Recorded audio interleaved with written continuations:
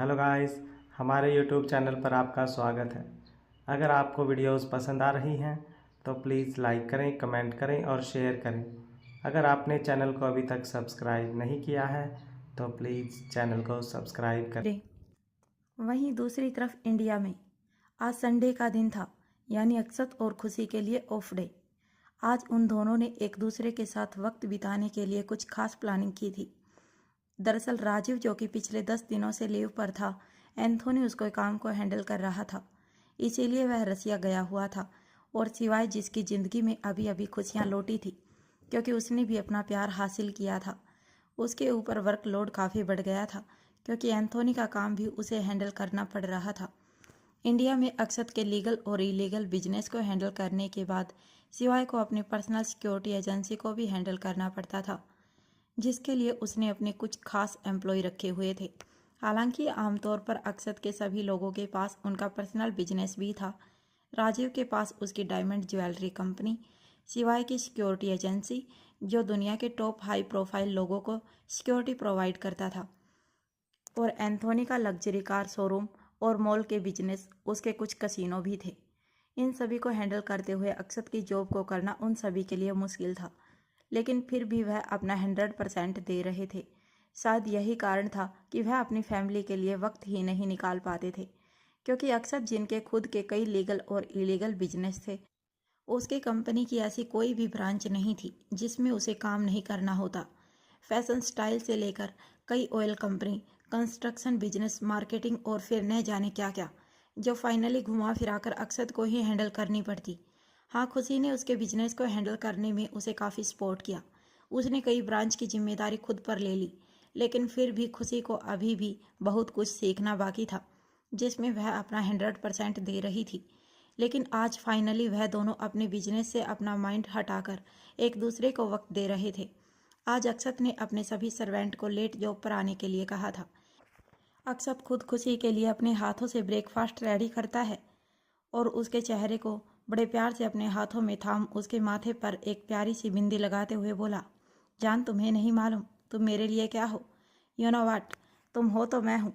मुझे मालूम है अक्सू, हम दोनों एक दूसरे के लिए पूरी दुनिया है। वैसे अक्सू, क्या आपको नहीं लगता कि हमारी इस दुनिया को कुछ और मेंबर्स की ज़रूरत है, जो हमारे हों, हमारा खून, हमारे प्यार की निशानी, हमारे अपने बच्चे। अक्सू, मैं माँ।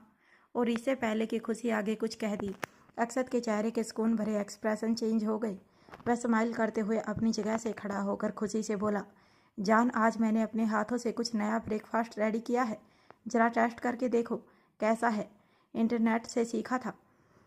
चलो जल्दी ब्रेकफास्ट कर लो, वरना टेस्ट चेंज हो जाएगा।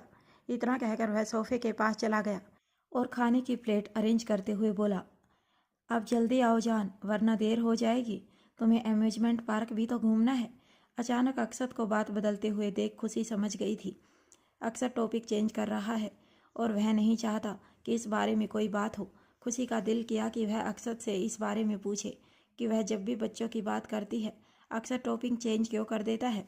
लेकिन फिलहाल अक्षत का अच्छा मूड देखकर खुशी उसका मूड स्पॉइल नहीं करना चाहती थी, वरना फिर दिन भर उन दोनों का क्लेश ही चलता रहता।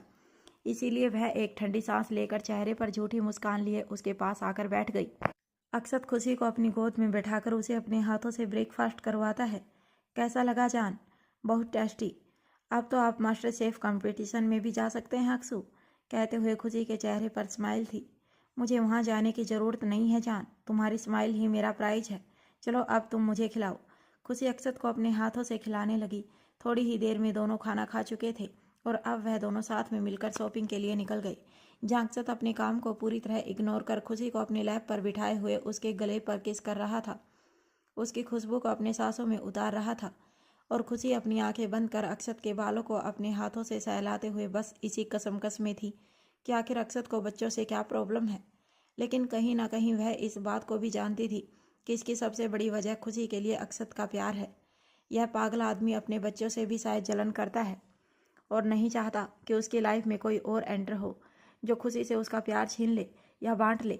अब खुशी उसे कैसे समझाए कि बच्चे पति और पत्नी के प्यार को और गहरा करते हैं।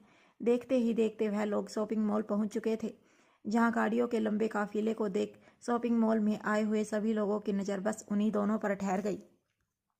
अब अक्षत और खुशी गाड़ी से निकलकर मॉल की तरफ बढ़ गए, जहाँ एंट्रेंस पर मैनेजर खुद उन दोनों का वेलकम करने के लिए आया था। वेलकम सर, वेलकम मैम, आप लोग खुद यहाँ आए, हमें बहुत अच्छा लगा। प्लीज़ इस तरफ आइए, यहाँ आप लोगों के लिए है हमारे मॉल के बेस्ट से बेस्ट कलेक्शन। और शट अप, कह लिया जो कहना था, तो अब गेट लॉस्ट, हम लोग खुद शॉपिंग कर लेंगे। कहते हुए अक्षत की वॉइस बहुत ज़्यादा कोल्ड थी। वहीं खुशी अपने चेहरे पर एक फीकी सी मुस्कान लिए मैनेजर को सिर हिलाकर हाँ में जवाब देती है। मैनेजर भी बिना वक्त गवाए तुरंत वहाँ से 9-2-11 हो गया और अब अक्षत खुद मॉल के अंदर खुशी के साथ दाखिल हुआ। अब उसने धीरे से अपना चश्मा एडजस्ट करते हुए पूरे मॉल में अपनी नीली गहरी नज़रें घुमाई। इसका एक हाथ खुशी की कमर पर तो दूसरा पैंट की पॉकेट में था और पीछे आ रहे हैं सभी सिक्योरिटी गार्ड अभी वहाँ मौजूद नहीं थे, सिवाय 2 सिक्योरिटी के जो लगातार उन्हें फॉलो कर रहे थे। अक्षत ने एक आईब्रो उठाकर खुशी की तरफ देखा, जैसे मानो पूछ रहा हो कि अब किधर जाओगी। अक्षत के इशारे को समझकर खुशी मुस्कुराते हुए एक छोटे बच्चे की तरह सामने का इशारा करती है, जहाँ कुछ साड़ियों का कलेक्शन था। यह देख अक्षत अपनी एक हाथ उठाकर पीछे आ रहे सिक्योरिटी को इशारा करता है, जिसके बाद सिक्योरिटी उन दोनों को फॉलो नहीं करते और अब अक्षत खुशी के साथ साड़ियों के कलेक्शन की तरफ चला गया, जहाँ सभी सेल्स गर्ल खुशी को साड़ियाँ दिखा रही थी और खुशी अपनी चॉइस की साड़ी अपने बदन पर रखकर अक्षत से इशारों ही इशारों में पूछ रही थी कि उसे कौन सा अच्छा लग रहा है। वहीं अक्षत जो उसके ठीक सामने एक पैर के ऊपर दूसरा पैर रखे बड़े ही शान से किसी राजा की तरह बैठा था, वह अपनी आंखों के इशारे से खुशी को समझा रहा था। खुशी बस यूं ही शॉपिंग करने में बिजी थी, लेकिन वह इस बात से अनजान थी कि उसे साड़ियाँ दिखाने वाले सभी सेल्स गर्ल की नज़र अक्षत और खुशी पर ही थी। जहाँ लड़कियाँ हमेशा की तरह अक्षत को देख ठंडी आहें भर रही थी, तो वहीं खुशी को देखकर उन लोगों के तन बदन में आग लग रही थी। सबको उसकी किस्मत से जलन हो रही थी, क्योंकि अक्षत की पर्सनैलिटी ही ऐसी थी। वह सभी लड़कियों का उनका ड्रीम बॉय था, जो खुशी उड़ा ले गई थी। हालांकि यह फीलिंग वहाँ सभी सेल्स गर्ल की थी, लेकिन उनमें से एक सेल्स गर्ल जो खुशी को साड़ी दिखा रही थी और उसकी नज़र अक्षत पर थी, अचानक ही गलती से उसके हाथ की उंगली खुशी के हाथ पर लग गई और उसे एक हल्का सा स्क्रैच हो गया। आह की आवाज़ के साथ खुशी का ध्यान अपने हाथ की तरफ गया, जहाँ स्क्रैच के कारण उसके हाथ से ब्लड आने लगा था और यह देखकर वह लड़की ना जाने क्यों डर के मारे थर थर काँप रही थी। सॉरी सॉरी मैम, वह गलती से। अरे कोई बात नहीं, ज़्यादा चोट नहीं है, आप मुझे वह ब्लैक साड़ी दिखाइए। जी मैम, कहकर सेल्स गर्ल जल्दी से दूसरे कपड़े दिखाने लगी, लेकिन न जाने क्यों अब उसका दिल किसी अनजान खतरे के डर से कांप रहा था। वहीं खुशी वह ब्लैक साड़ी अपने बदन पर रख एक बार फिर अक्षत से इशारे में पूछती है, तो अक्षत उसे अपनी आंखों के इशारे से कुछ कहता है, जिसे समझकर खुशी के चेहरे पर एक स्माइल आ गई। वह हाँ में सिर हिलाकर वह कपड़े लेकर बगल के क्लोजेट रूम में चली गई, जो कि बहुत ही बड़ा और आलीशान था, जिसमें चारों तरफ मिरर लगे हुए थे। इसका साइज एक कमरे के बराबर था, जिसमें एक काउच एक कुर्सी पहले से ही मौजूद थे। खुशी अंदर जाकर अपने कपड़े रिमूव करती है। वह अपने बदन पर आज एक मैरून सूट सलवार और दुपट्टा पहनकर आई थी, लेकिन अब अक्षत के इशारे पर वह ब्लैक साड़ी पहन रही थी, जिसके बॉर्डर रेड कलर के थे। साड़ी के साथ ही इसका ब्लाउज और पेटीकोट मैच था। खुशी जैसे ही अपने सूट को रिमूव कर ब्लाउज पहनती है, उसे डोरी लग ही नहीं रही थी, क्योंकि यह पीछे से काफ़ी डीप नेक वाला था। वह इस वक्त अपनी अंडर स्कर्ट में थी। वह स्ट्रगल कर ही रही थी कि तभी उसे अपनी पीठ पर किसी के ठंडे उंगलियों के एहसास महसूस हुई, जिसे फील करते ही वह हड़बड़ाकर तुरंत ही पीछे पलटते हुए बोली, अक्सू आप यहाँ। लेकिन इससे पहले कि वह पूरी तरह पलटती, अक्षत अचानक ही उसे यूं ही मिरर के विंडो से लगातार उसकी पीठ पर किस करने लगा। जान, तुम जानती हो मैं कभी भी आ सकता हूँ तुम्हारे लिए। 5 मिनट से ज़्यादा की दूरी बर्दाश्त नहीं कर पाता, और तुम्हें यहाँ आए हुए पूरे 5 मिनट 1 सेकंड हो चुके हैं। मैं तो बस अपना ऑक्सीजन लेने आया हूँ, ताकि मैं जी सकूँ। यू नो ना, तुम्हारी खुशबू जब तक मेरी सांसों में नहीं जाती, यह दिल नहीं धड़कता। अक्षत की शायराना बातें सुन खुशी का चेहरा शर्म से लाल हो रहा था। वह मिरर से चिपक कर खड़ी थी और अक्षत उसकी पीठ पर किस कर रहा था, करते हुए धीरे धीरे नीचे की तरफ जा रहा था। उसने अचानक ही खुशी को अपनी तरफ घुमाया, तो खुशी ने शर्माकर अपनी आंखें बंद कर ली, क्योंकि अक्षत की नीली नज़रों में वह खुद को जिस तरह देखती थी, उसे बहुत शर्म आती थी। आखिर आए भी क्यों ना, उसका पति उसके लिए इतना दीवाना था कि उसे डर था कभी उसके अंदर घमंड ना आ जाए। अक्सू प्लीज, बाहर इतने सारे लोग हैं, आप यहाँ भी मुझे परेशान कर रहे हैं, कोई देखेगा तो क्या कहेगा? प्लीज छोड़िए ना, वैसे भी तो आप घर पर इतना परेशान करते हैं और अब यहाँ भी। जान, मैं तो तुम्हें हर जगह परेशान करना चाहता हूँ, पर क्या करूँ, कभी कभी खुद को यह सोचकर रोकना पड़ता है कि मेरी जान ज़्यादा थक जाएगी, मुझे उसकी हेल्थ का भी तो ख्याल रखना है। वरना यह बात तो तुम बहुत अच्छे से जानती हो कि मुझे किसी से कोई फ़र्क नहीं पड़ता। कोई मेरी जान की मर्जी के खिलाफ उसे देखे, अक्सर जिंदल उसकी आंखें निकाल लेगा और वह हाल करेगा उसका कि उसके पूरे खानदान में कोई आंखों के साथ पैदा ना हो। तो तुम्हें लोगों की चिंता क्यों है जान, बताओ? बस यही मरने मारने की बात कीजिए, बदमाश कहीं के। अक्सू प्लीज छोड़िए ना, अभी तो आपने इशारा किया था कि आपको मुझे इस ब्लैक साड़ी में देखना है। तुम बहुत खूबसूरत लग रही हो जान। खूबसूरत? लेकिन कैसे? अभी तो साड़ी पहनना बाकी। कहते हुए खुशी ने जैसे ही खुद को मिरर में देखा, वह पूरी तरह हैरान रह गई, क्योंकि इस वक्त उसके बदन पर वही ब्लैक साड़ी थी जो अक्षत ने पहना दी थी। फ्री पल्ले की यह साड़ी, जिसमें खुशी सचमुच गजब लग रही थी, उसे अपनी आंखों पर यकीन ही नहीं हुआ। अब उसने अपनी खूबसूरत नज़रें उठाकर अक्षत की तरफ देखा, जो उसकी कमर को सहलाते हुए धीरे धीरे उसके नेक पर किस कर रहा था, तो उसे अक्षत पर और भी ज़्यादा प्यार आने लगा। खुशी ने मुस्कुराकर अक्षत को कस के हक कर लिया। मेरे बदमाश, आई लव यू। आप कभी नहीं सुधरेंगे ना? नेवर जान, यू नो ना, मैं तुम्हारे साथ सिर्फ बिगड़ सकते हैं और मैं चाहती हूँ कि आप और बिगड़े। कहकर खुशी उसके चेहरे को अपने हाथों में थाम उसके गालों पर किस करने लगी, जो सुनते ही मानो अक्षत के दिल की मुराद पूरी हो गई। वह खुशी की कमर पर अपनी पकड़ मजबूत कर उसे झटके से अपने और करीब कर उसकी आंखों में देखते हुए बोला, और ये ले जान, तो शुरू करें? अक्सू, अगर आप यहाँ शुरू हो गए तो हमारी शॉपिंग अधूरी रह जाएगी। प्लीज़ घर चलकर तो मैं आपकी ही हूँ ना। इतना कहकर खुशी अपनी आंखें बंद कर लेती है। उसकी आवाज़ इतनी मीठी थी कि बेचारा अक्षत, जो अब पूरे मूड में आ चुका था, अपने हाथों की मुट्ठी कस अपनी आंखें बंद कर खुशी के बालों की स्मेल अपनी सांसों में उतारते हुए अपने आप को कूल डाउन करने की कोशिश कर रहा था। ठीक है, लेकिन खबरदार जान, शॉपिंग के बाद तुम मुझे मेरे अक्सू की बाहों में। कहते हुए खुशी ने उसके होठों पर हल्के से लाइट किस किया, जिससे अक्षत पूरी तरह पलट चुका था। उसे तो बस अपनी जान का साथ चाहिए, चाहे कैसे भी मिले। वह उसे ब्राइडल स्टाइल में उठाकर क्लोजेट रूम से बाहर आया, जहाँ खुशी को शर्म तो बहुत आ रही थी, लेकिन वह शर्माकर उसके सीने में अपना चेहरा छुपा लेती है। और अक्षत अपने कदम वहाँ से दूसरी तरफ बढ़ाते हुए अपनी कोल्ड वॉइस में मैनेजर को ऑर्डर देते हुए बोला, जिस भी साड़ी को मेरी जान ने टच किया है वह सब पैक कर दो, और हाँ खबरदार, जो उसे किसी ने टच भी किया। अक्षत की ऐसी अजीबोगरीब कमांड और धमकी को एक कॉर्नर पर फ्लोर पर बैठा मैनेजर, जो दर्द से तड़फ रहा था क्योंकि इसका एक हाथ अक्षत ने उसके गले में काटकर टांग दिया था, उसका पूरा बदन लहूलुहान था। उसकी आंखों में बेइंतहा आंसू थे, लेकिन इसके बावजूद वह चिल्ला चिल्ला कर रो नहीं सकता था, वरना इसका अंजाम उसके गर्दन और कंधे नहीं होते। बाकी सभी लड़कियां जो सेल्स गर्ल खुशी और अक्षत को देख रही थी, जिस बात को शायद खुशी ने नोटिस नहीं किया था, उन सभी के चेहरे पर दोनों तरफ कई सारी उंगलियों के निशान थे, जिनमें से खून निकल रहा था, और वह सभी दर्द से तड़फते हुए अपने मुंह पर हाथ रखकर खुद को रोने से रोक रही थी, ताकि उनमें से एक भी आवाज़ ना निकले। उन सभी की हालत बहुत ही ज़्यादा बुरी हो गई थी, उनके सर लगभग चकरा रहे थे, और जो लड़की जिसकी नेल्स गलती से खुशी के हाथ पर लगी थी, उसकी सभी उंगलियां उसके हाथों से अलग हो चुकी थी, और वह अपने हाथों को देख बुरी तरह रोते हुए अपने दर्द को कंट्रोल करने की कोशिश कर रही थी। पूरा फ्लोर खून से रंगा हुआ था, और अक्षत के सभी बॉडीगार्ड बुरी तरह थर थर काँप रहे थे और अपना पसीना पोंछ रहे थे। तभी एक सिक्योरिटी गार्ड घबराकर अक्षत के कमांड को रिपीट करते हुए बोला, यह कैसा ऑर्डर है? बिना हाथ लगाए इन कपड़ों को हम पैक कैसे करेंगे? चाहे ऑर्डर कैसा भी हो, उसे पूरा तो करना होगा, वरना इन सबके जैसा हमारा भी हाल होगा। और यह सुन सभी सिक्योरिटी गार्ड अपने डेविल बॉस को खुशी के साथ प्यार मोहब्बत के साथ मुस्कुराते हुए शॉपिंग करते हुए देख रहे थे, जो उनसे कुछ ही दूरी की डिस्टेंस पर सारी दुनिया को भुलाए बस खुशी में लगा हुआ था। ओए मैनेजर, अगर जिंदगी प्यारी है तो ऑर्डर फॉलो कर, समझा? और हाँ, याद रहे, खबरदार जो एक भी साड़ी को टच किया।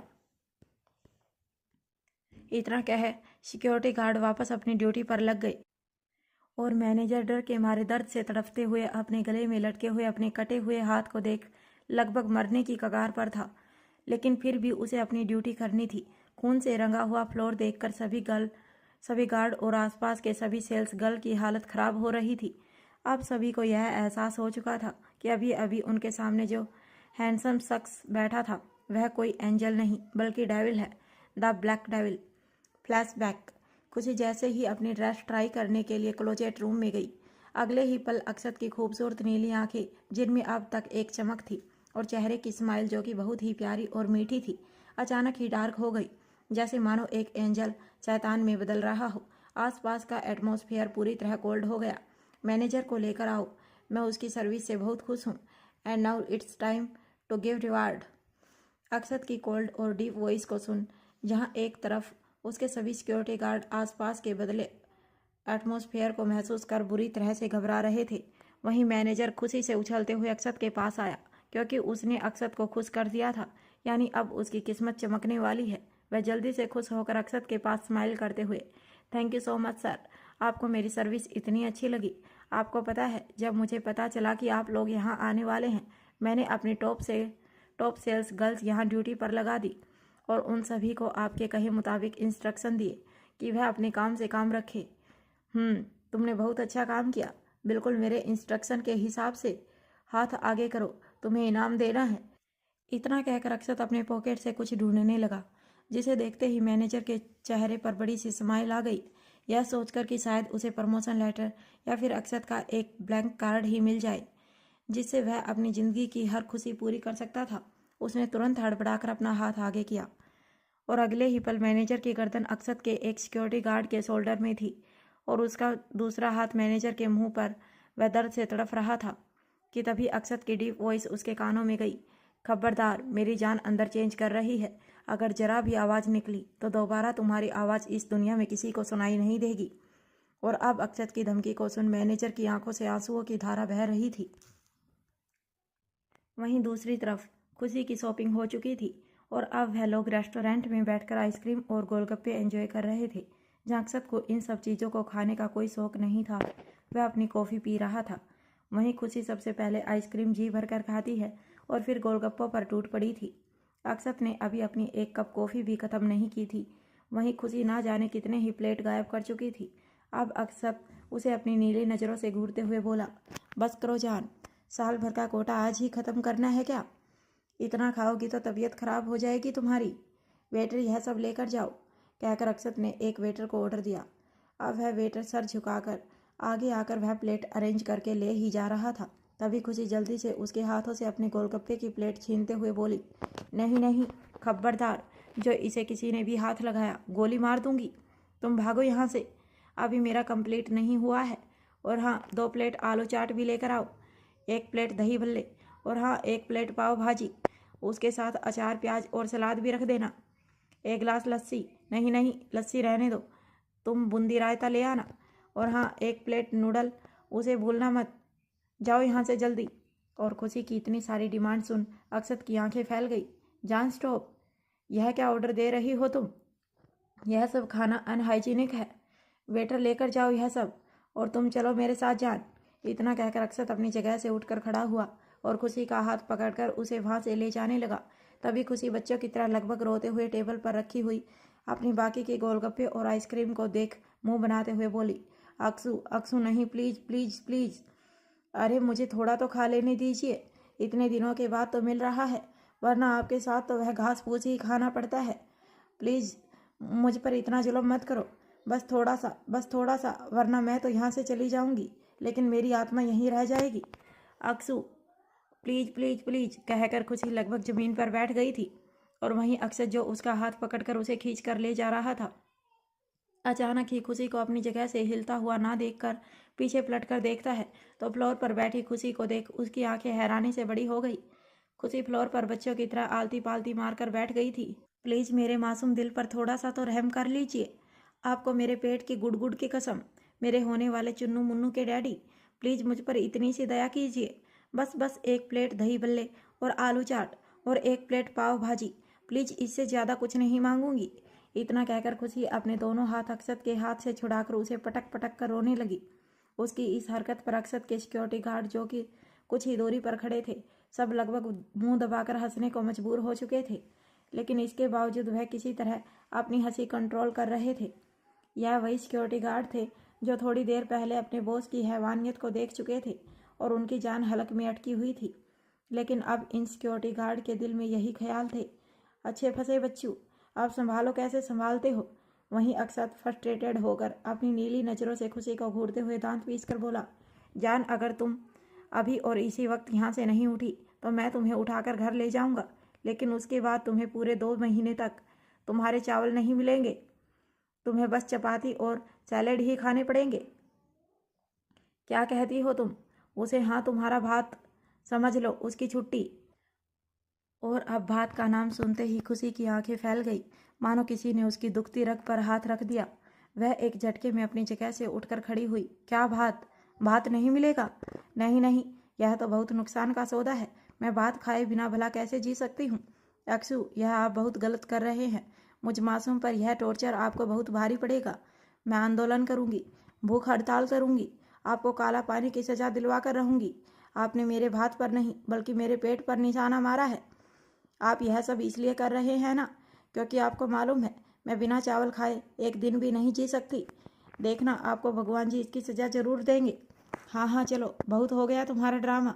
इतना कहकर अक्षत एक झटके में खुशी को ब्राइडल स्टाइल में अपनी गोद में उठा लेता है और वहाँ से ले जाने लगा कि तभी खुशी चलते चलते अचानक ही अक्षत के शोल्डर पर थोड़ा सा थपथपाकर उसे सामने की तरफ इशारा करती है। अक्षत खुशी की नज़रों को फॉलो कर सामने देखता है तो सामने ग्रोसरी डिपार्टमेंट में कुछ चॉकलेट के पैकेट रखे थे। उन्हें देख अक्षत फिर से खुशी को घूर कर देखता है। जान, तुम अब पाव भाजी और दही बल्ले नहीं खाने दिए तो कम से कम चॉकलेट ही दिला दीजिए, वरना मैं आपसे बात नहीं करूँगी। हाँ, और किस? वह तो 1 हफ्ते तक नहीं मिलेगी।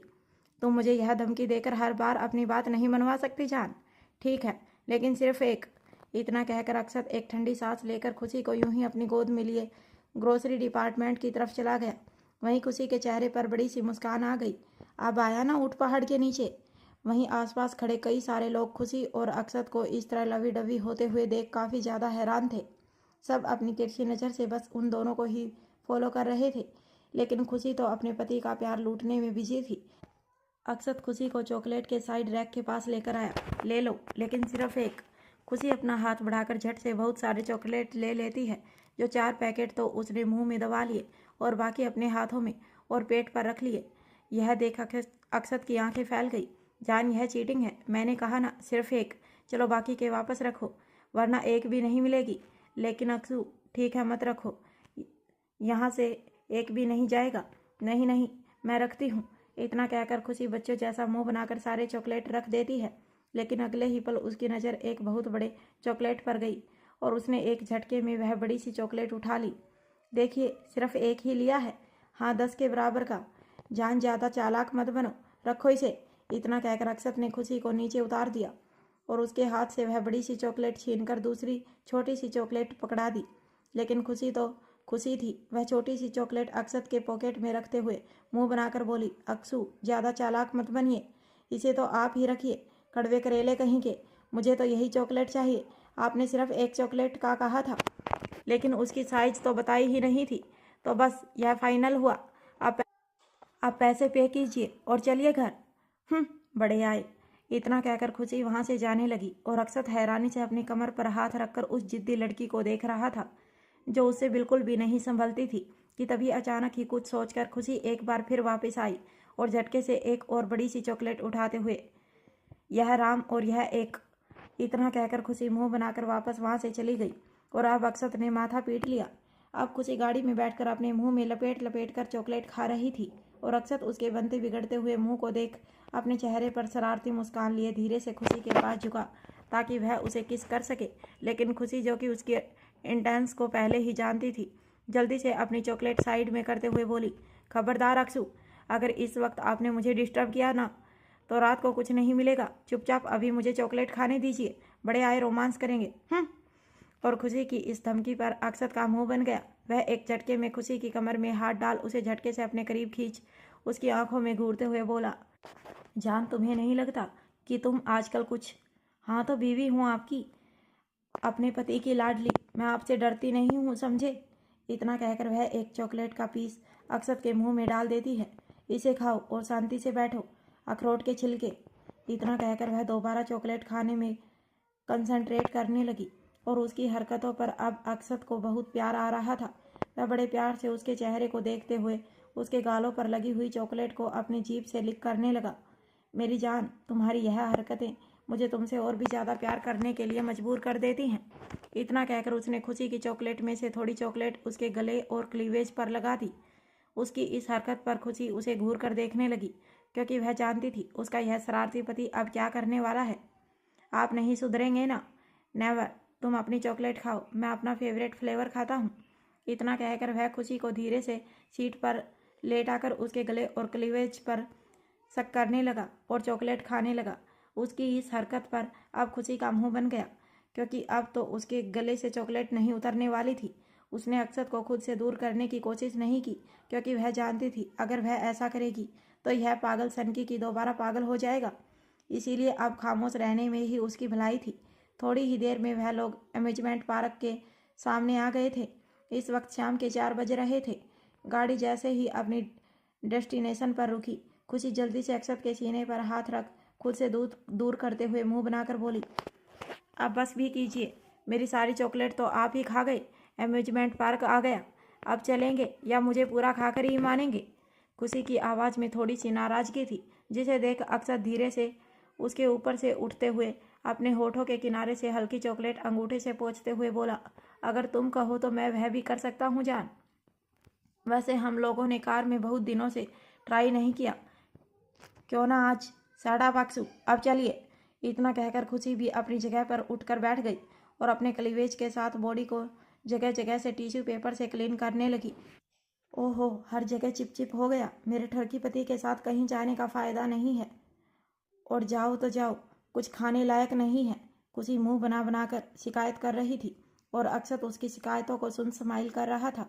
वह एक वेट टिश्यू से खुशी के बॉडी को खुद ही क्लीन करते हुए बोला, जान, वैसे एक बात तो माननी पड़ेगी, आज चॉकलेट सचमुच बहुत डिलीशियस थी। यू नो व्हाट, अब तो हम शाम को भी चॉकलेट फ्लेवर ही ट्राई करेंगे, क्या कहती हो?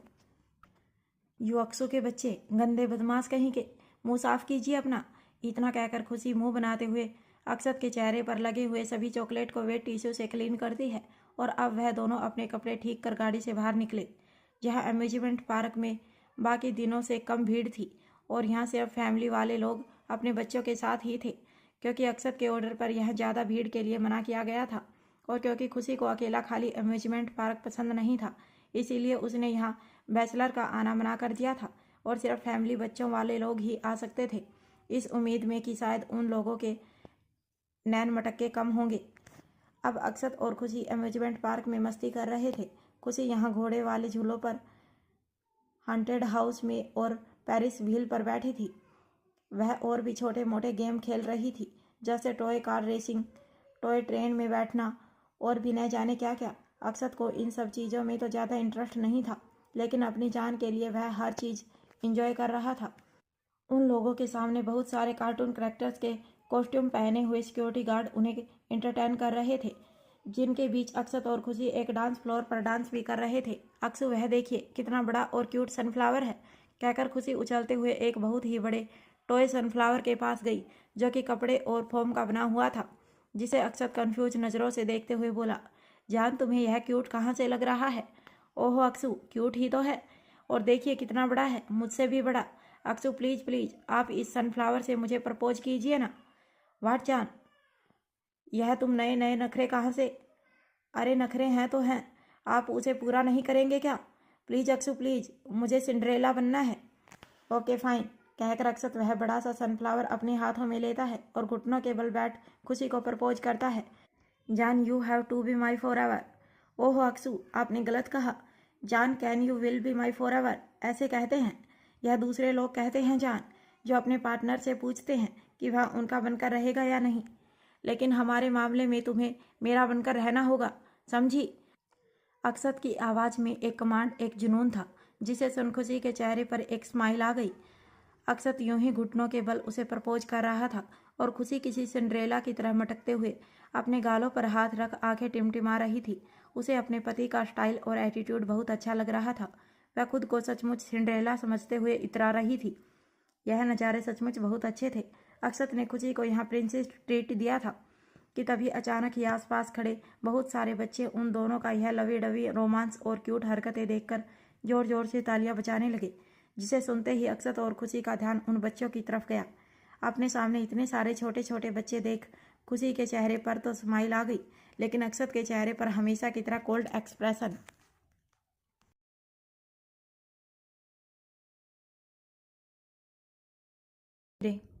और अब खुशी स्माइल करते हुए उन बच्चों के पास जाने ही वाली थी कि तभी अक्षत एक झटके में उसका हाथ पकड़ अपने करीब खींचता है।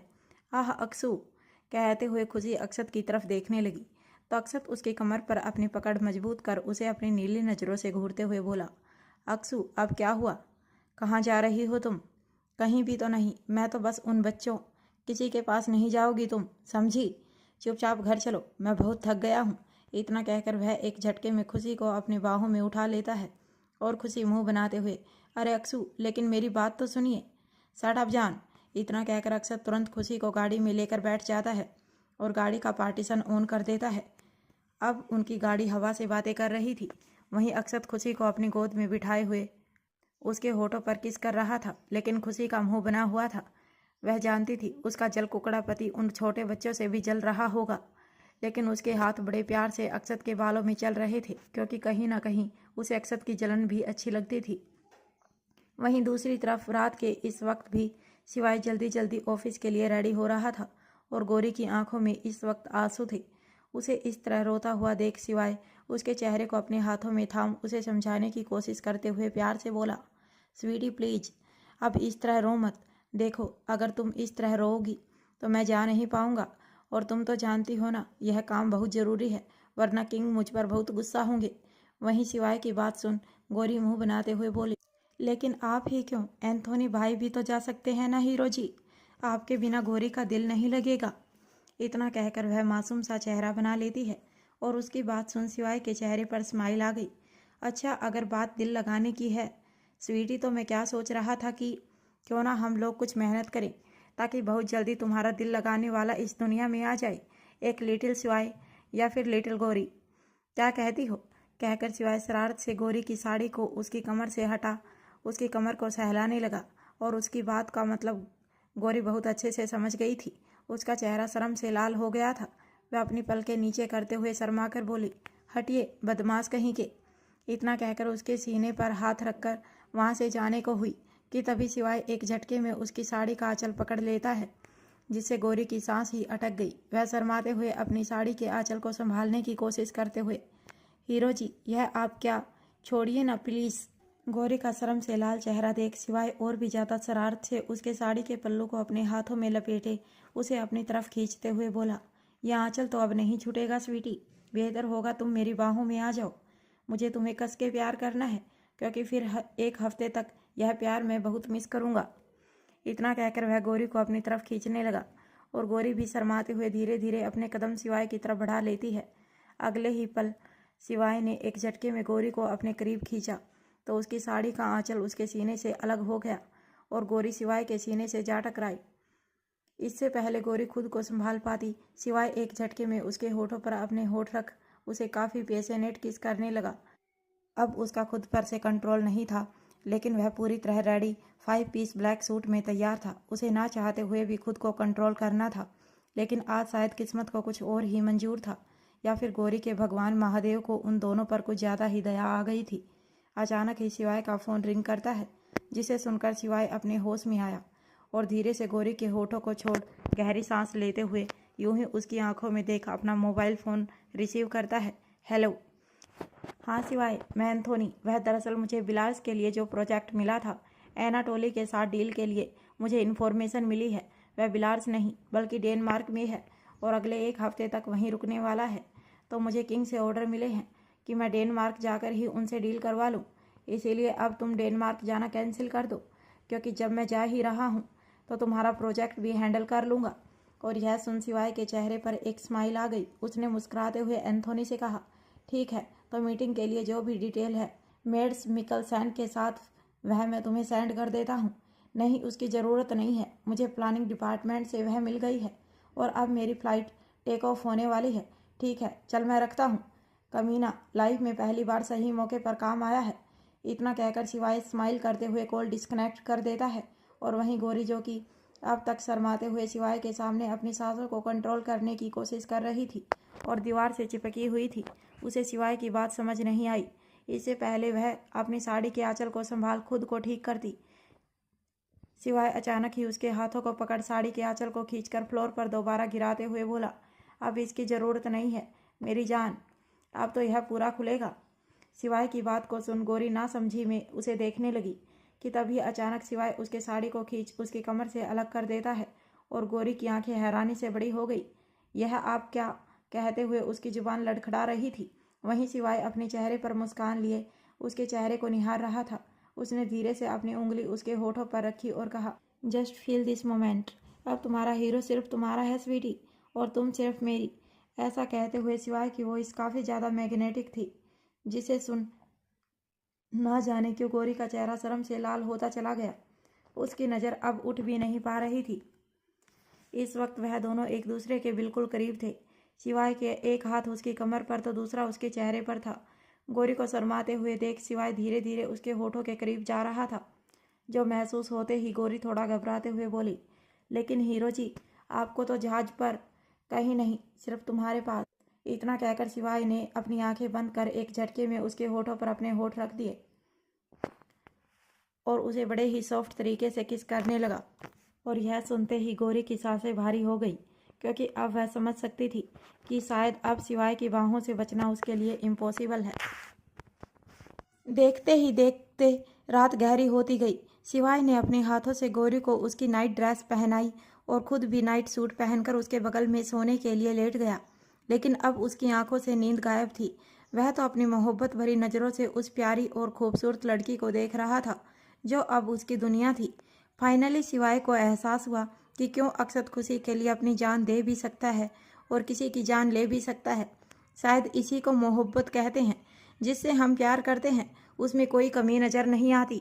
गौरी भले ही अनपढ़ थी, उसके स्टेटस की नहीं थी, पर उसका प्यार थी, उसकी बीवी थी और अब उसकी दुनिया। हालांकि शिवाय अब उसकी एजुकेशन पर ध्यान दे रहा था, वह भी सिर्फ इसलिए ताकि गौरी में कॉन्फिडेंस आ सके, वरना उसे कोई फ़र्क नहीं पड़ता था उसकी बीवी पढ़ी लिखी हो या नहीं। उसने दिल से उसे एक्सेप्ट कर लिया था। देखते ही देखते रात गहरी होती गई। जहां एक तरफ शिवाय अपना प्यार पाकर खुश था, वहीं दूसरी तरफ रूस में सोना की तबीयत अब पहले से काफ़ी बेहतर हो चुकी थी। डॉक्टर ने उसे जो मेडिसिन और ट्रीटमेंट दिए थे वह अब उस पर काफ़ी अच्छे से वर्क कर रही थी। और इसकी सबसे बड़ी वजह थी राजीव का हर पल उसके साथ रहना, उसका प्यार और उसकी केयर। उन दोनों ने एक दूसरे को माफ़ कर दिया था और सारे गिले शिकवे भुलाकर एक बार फिर से नई शुरुआत की थी। सोना जब अस्पताल में एडमिट थी, राजीव ने चुपके से उसके सभी मेडिकल रिपोर्ट स्विट्जरलैंड और दुनिया के और भी कई हॉस्पिटल में भेजे थे, ताकि वह सोना के दिल से मां ना बन पाने का दुख निकाल सके। पर अफसोस की बात थी, मेडिकल साइंस में सोना की बीमारी का कोई इलाज नहीं था, क्योंकि उसके इंटरनल ऑर्गन्स अब इस लायक नहीं थे कि वह माँ बन सके। और यह बात जानकर राजीव को भी थोड़ा दुख हुआ था, लेकिन अब उसने इस सच्चाई को अपना लिया था और उसने सोना के सामने यह शर्त रखी थी कि जिस बच्चे के लिए सोना उसे दूर जा रही थी, अब वह उसका जिक्र भी नहीं करेगी। हालांकि राजीव ने उसे नहीं बताया था कि मेडिकल साइंस में अब उसका इलाज नहीं है। शायद सोना को यह जानकर बहुत दुख होता, इसीलिए राजीव ने सिर्फ यही बहाना बनाया था कि अब वह सोना को किसी के साथ नहीं बांटना चाहता। इसीलिए अब वह दोनों ही एक दूसरे के लिए रहेंगे और सोना इस बारे में कोई जिद नहीं करेगी। सोना ने भी अपनी गलतियों से कई सारे सबक लिए थे, इसीलिए वह भी अब राजीव की बात में हाँ मिला लेती है। वैसे भी बच्चे होना और ना होना किस्मत की बात है, जिसमें कोई कुछ नहीं कर सकता। यह कड़वा है पर सच है, इसीलिए उसे जो मिला है वह उसके साथ ही खुश थी। राजीव ने अपने ऑफिस से कुछ दिनों की छुट्टी ली थी और आज उसकी छुट्टी का लास्ट दिन था, इसीलिए वह इस दिन को अपनी प्यारी बीवी सोना के साथ मना रहा था। वह दोनों इस वक्त एक बहुत ही आलीशान और खूबसूरत रेस्टोरेंट में बैठे हुए थे। सोना के आसपास कुछ शॉपिंग बैग पड़े हुए थे, जिसे देखकर साफ बताया जा सकता था कि आज सोना और राजीव जी भरकर शॉपिंग करके आए हैं। सिक्योरिटी गार्ड्स कुछ ही दूरी पर उन दोनों को प्रोटेक्ट कर रहे थे और सोना राजीव की गोद में थी। राजीव उसे अपने हाथों से खाना खिला रहा था, जिसे महसूस करते हुए सोना उसके प्यार को एंजॉय कर रही थी और वह अपने हाथों से राजीव को खाना खिला रही थी। इस दौरान राजीव उसे बार बार लगातार किस कर रहा था। वहीं एंथोनी आज भी एरोप्लेन में बैठे हुए अपनी एंजल को याद कर रहा था। ना जाने वह कहाँ है और किस कंडीशन में है, जो दोबारा एंथोनी की उससे बात ही नहीं हुई। निशानी के नाम पर उसके पास कुछ भी नहीं था, सिर्फ एक मीठी सी आवाज़ जो उसके कानों में घुलती थी, और इटली का वह एंजल स्टेडियम जहां एंथोनी हर दिन अपने कुछ लोगों को भेजता था। शायद कोई नीलम आए जो उसे एंजल के नाम से इंट्रोड्यूस करे, लेकिन शायद वह दिन आने वाला ही नहीं था। देखते ही देखते 6 महीने का वक्त बीत गया। इस दौरान सभी का प्यार परवान चढ़ रहा था। अचानक ही रुद्र को एक दिन इन्फॉर्मेशन मिली कि उसके डैड समर प्रताप सिंघानिया बहुत ही ज़्यादा सीरियस हैं। उनका एक्सीडेंट हुआ था और यह खबर सिंघानिया फैमिली के लिए बहुत ही परेशानी भरा था। निकिता और रुद्र को इमरजेंसी में ही अपना सभी बिजनेस अपने लोगों पर छोड़कर नीदरलैंड के लिए निकलना पड़ा। समर प्रताप सिंघानिया जी कोमा में जा चुके थे और अब रुद्र को ही नीदरलैंड का बिजनेस हैंडल करना था। मुंबई में अब खुशी के पास दोस्त के नाम पर सिर्फ गौरी थी, जिसे वह कभी कभी बात कर लेती थी। आमतौर पर गौरी जिंदल विला आती ही नहीं थी, क्योंकि उसे अपने नीली आंखों वाले राक्षस से डर लगता था। इसीलिए अब खुशी ने अपने अकेलेपन को दूर करने के लिए अक्षत के साथ बिजनेस में खुद को पूरी तरह से ढाल लिया था। इसे अक्षत को थोड़ा रिलैक्स फील हुआ, क्योंकि अब उसके ऊपर बिजनेस का ज़्यादा बर्डन नहीं था, क्योंकि उसकी बीवी बिजनेस में हर दिन और भी ज़्यादा शार्प होती जा रही थी। इस दौरान अक्षत के प्यार में रत्ती भर भी फर्क नहीं आया था, बल्कि वह हर दिन खुशी के लिए और पागल होता जा रहा था। उसे तो बस हर वक्त अपनी नज़रों के सामने उसकी जान चाहिए थी। जहाँ एक तरफ यह लोग अपनी दुनिया में खुश थे, वहीं दूसरी तरफ आज करवा चौथ का दिन था। खुशी ने हमेशा की तरह अक्षत के लिए करवा चौथ का व्रत रखा था और अक्षत अपनी आदत से मजबूर खुशी के लिए व्रत रख रहा था। व्रत के कारण दोनों को ज़्यादा थकान ना हो, इसलिए उन्होंने डिसाइड किया था कि आज कुछ मीटिंग है, उसे हैंडल कर वह रेस्ट ही करेंगे। इसीलिए वह सुबह 7 बजे से ही मीटिंग हैंडल कर रहे थे और अब सुबह लगभग 11:30 बज चुके थे।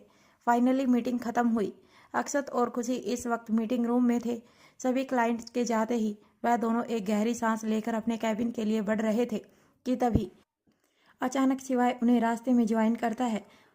उसने उन्हें बताया कि सऊदी अरब में उनके बिजनेस पार्टनर प्रिंस मोहब्बत इलियास तीसरी शादी कर रहे हैं, जिसके लिए उन्होंने खास इनविटेशन अक्षत और खुशी के लिए भेजा है। तो उन्हें क्या जवाब देना है। यह सुनते ही अक्षत ने खुशी की तरफ देखा तो खुशी मुंह बनाते हुए बोली, हद है, कोई इंसान 3-3 बार शादी कर रहा है और मुझे अपनी शादी में बुला रहा है। हाँ, मैं जाऊंगी ज़रूर, लेकिन उसका सर फोड़ने। अक्सर मुझे कहीं नहीं जाना, मैं थक गई हूँ, मैं कैबिन में रेस्ट करने जा रही हूँ, आप देख लीजिए आपको क्या करना है। इतना कहकर खुशी मुंह बनाते हुए कैबिन के लिए निकल गई और उसकी बात सुन अक्षत अपने चेहरे पर तिरछे स्माइल लिए शिवाय की तरफ देखते हुए बोला, आई होप तुम्हें जवाब मिल गया। यहाँ मुझे एक हैंडल नहीं हो रही, वहाँ उस प्रिंस को 3 हैंडल करनी है, तो उसे हैंडल करने दो। तुम एक काम करो, अगर तुम जाना चाहो तो। सॉरी किंग, वह दरअसल गौरी का बर्थडे है और आजकल उसकी तबीयत ठीक नहीं रह रही, तो मैं सिर्फ शादी के लिए ट्रैवल। कहते हुए शिवाय हिचकिचा रहा था और यह देख अक्षत एक ठंडी सांस लेकर, लो, यह भी निकम्मा हो गया। ठीक है, तुम एक काम करो, जावेद को कहो कि कोई मोस्ट एक्सपेंसिव डायमंड सेट लेकर उनकी शादी अटेंड करे, ओके। इतना कहकर अक्षत तेज कदमों के साथ वहाँ से निकल गया और अक्षत की बात को सुन शिवाय की आंखें हैरानी से बड़ी हो गई। वह मुंह बनाते हुए अपने आप से बोला, what Javed? I think sir की तबीयत ठीक नहीं है, इसीलिए जावेद को इतनी इम्पोर्टेंट जिम्मेदारी दे रहे हैं। यह आदमी कैसा है उन्हें भी अच्छे से मालूम है। फिर एक ठंडी सांस लेकर, खैर मुझे क्या करना, अगर मैं कुछ कहूँगा तो मुझे ही ज़बरदस्ती जाना पड़ेगा। बेहतर है जो किंग ने कहा है वही करूँ। इतना कहकर शिवाय तेज कदमों के साथ मोबाइल फ़ोन पर बात करते हुए तेज़ी से वहाँ से चला गया। वहीं दूसरी तरफ अक्षत जब कैबिन में आया, उसे खुशी कहीं भी नजर नहीं आई। अक्षत समझ गया खुशी अपने प्राइवेट रूम में होगी, इसीलिए उसने अपने कदम रूम की तरफ ही बढ़ा दिए। वह जैसे ही अपने कमरे में आया, उसके चेहरे पर एक प्यारी सी स्माइल आ गई, क्योंकि खुशी जो कि लगातार कई घंटे तक मीटिंग अटेंड करके थक चुकी थी, बिस्तर पर मुंह के बल लेट कर सो रही थी। इस वक्त उसने अपने बदन पर एक बहुत ही एक्सपेंसिव कुर्ती प्लाजो सेट पहन रखा था, जिसका दुपट्टा उसने फिलहाल एक तरफ हैंगर पर लटका रखा था। खुशी को इस तरह देख अक्षत को उस पर प्यार आ रहा था। वह जानता था आजकल का दिन खुशी के लिए थकान भरा है, क्योंकि वह बहुत ज़्यादा काम करती थी। अब वह धीरे कदमों के साथ खुशी के पास चला गया और खुशी के बगल में बैठ धीरे से उसकी कुर्ती का जिप बैक साइड से खोल दिया, जिसे महसूस करते ही खुशी हड़बड़ा गई। वह घबराकर अक्सू प्लीज अभी नहीं, रिलैक्स जान, आराम से लेटी रहो, कहते हुए अक्षत उसे उठने नहीं देता और खुशी जो कि पेट के बल लेटी हुई थी वह अब वापस अपनी जगह पर लेट गई। अब अक्षत हल्के हाथों से उसकी पीठ को सहलाते हुए धीरे धीरे उसके कंधों को दबाने लगा, जिसे महसूस करते ही खुशी के चेहरे पर एक प्यारी सी स्माइल आ गई। अपनी आंखें बंद किए हुए मुस्कुराकर अक्षत से बोली, अक्सू रहने दीजिए ना, आप भी तो थक गए होंगे। मेरी थकान तो तुम्हें देखकर ही गायब हो जाती है जान, और तुम्हें छूने से मेरी हर टेंशन दूर हो जाती है। अब अक्षत धीरे से उसकी पीठ पर किस करते हुए बोला, और तुम्हें होठों से लगाकर मेरी हर तकलीफ खत्म हो जाती है। इतना कहकर अक्षत धीरे धीरे खुशी की पीठ को मसाज देने लगा। वह बीच बीच में उसकी पीठ और नेक पर किस कर रहा था, जिसे महसूस कर खुशी ने स्माइल करते हुए कहा, अक्सू आपको पता है आप दुनिया का सिंगल पीस है। सच आपके जैसा ना कोई हुआ है और ना कभी होगा। मैं बहुत खुशकिस्मत हूँ कि मुझे आप मिले हैं, और मैं खुशकिस्मत हूँ जो मुझे तुम मिली हो जान। इतना कहकर अक्षत मोहब्बत भरी नज़रों से उसे देखने लगा। खुशी धीरे से पलटकर अक्षत की तरफ देखती है तो अक्षत उसे ही देख रहा था। वह स्माइल करते हुए अपने हाथों को फैला देती है तो अक्षत एक झटके में उसके सीने से लग गया और उसके नेक पर किस करने लगा। दोनों काफ़ी देर तक एक दूसरे में उलझे हुए थे और एक दूसरे से अपना प्यार जाहिर कर रहे थे। वहीं दूसरी तरफ जावेद, जो कि इस वक्त अक्षत की दुबई ब्रांच को हैंडल कर रहा था, इन्फॉर्मेशन मिलते ही वह एक एक्सपेंसिव गिफ्ट के साथ प्रिंस की शादी अटेंड करने के लिए रवाना हो गया। वह इस वक्त समुद्र के बीचों बीच ही शिप पर था, इसीलिए उसे शादी में पहुंचने में वक्त लगा। शाम होते होते ही वह किसी तरह शादी में पहुंच चुका था, जहां एक बड़े से मैरिज हॉल में शादी की तैयारियां हो रही थी।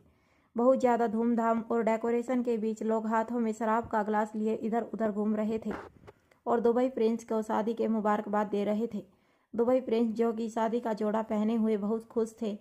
इनकी उम्र लगभग 42 से 45 साल होगी। जावेद ने जब इन्हें मुबारकबाद दी तो वह खुश होकर गिफ्ट एक्सेप्ट करते हैं और पर्दे में खड़ी अपनी बीवी की तरफ इशारा कर बोले, वल्ला हबीबी, यह हमारी बेगम होती।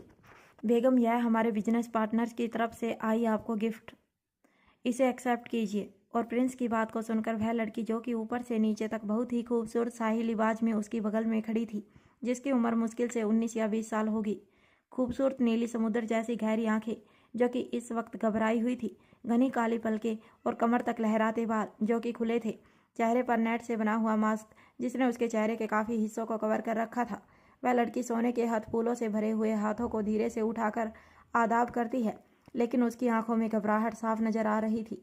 वह आंखें जो काफ़ी मायूस थी, न जाने उन आंखों में क्या था कि जावेद बस उन आंखों को देखता ही रह गया और धीरे से आदाब का जवाब देता है।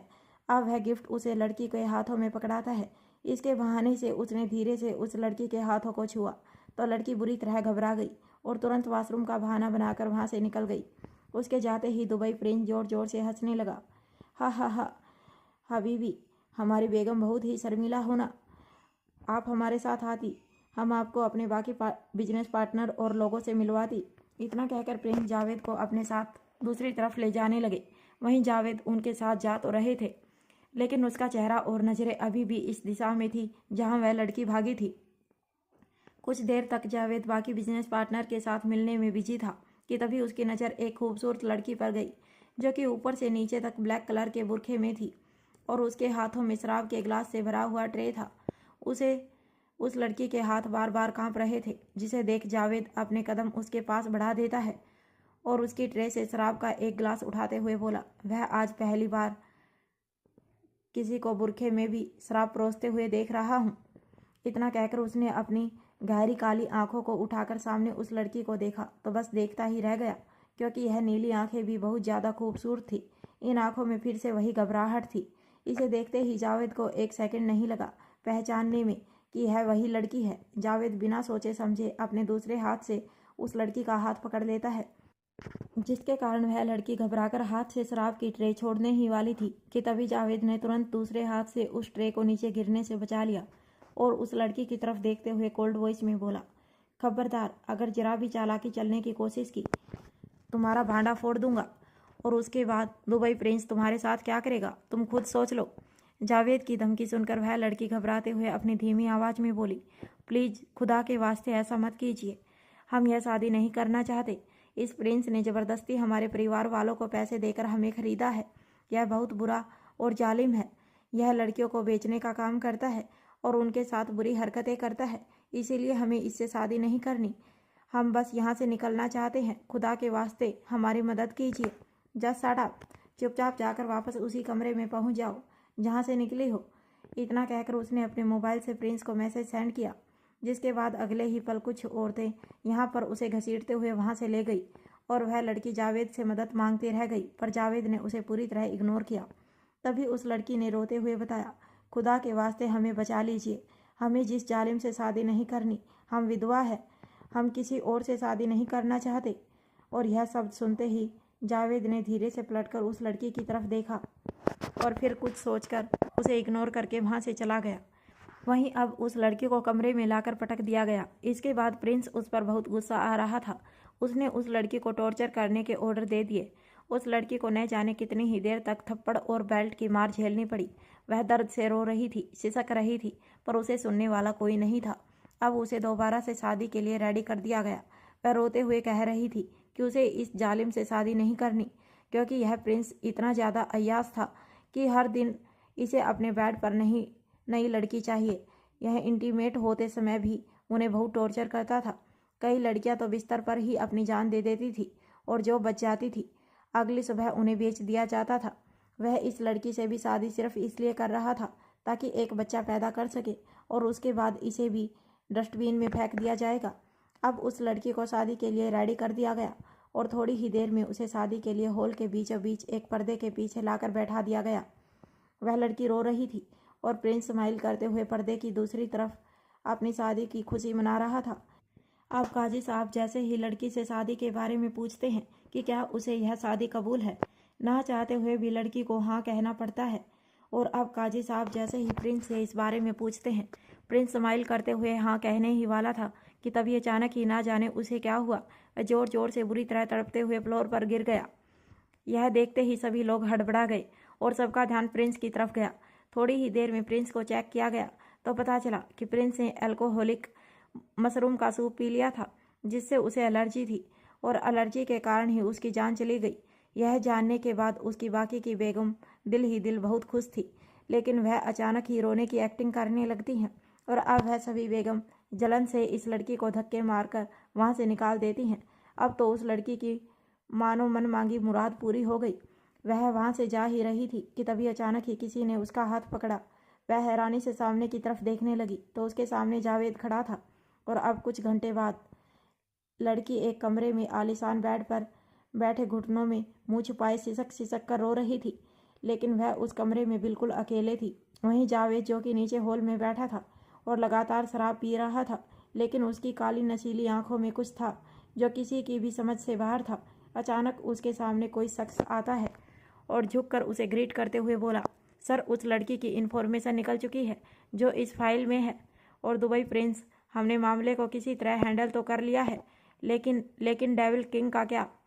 उन्हें एक पल नहीं लगेगा इस बात की खबर लगने में। इतना कहकर वह आदमी थोड़ा घबराया हुआ था, जिसे देख जावेद बिना किसी एक्सप्रेशन कोल्ड वॉइस में बोला, वह हैंडल करना मेरी प्रॉब्लम है, तुम्हारी नहीं। Now out.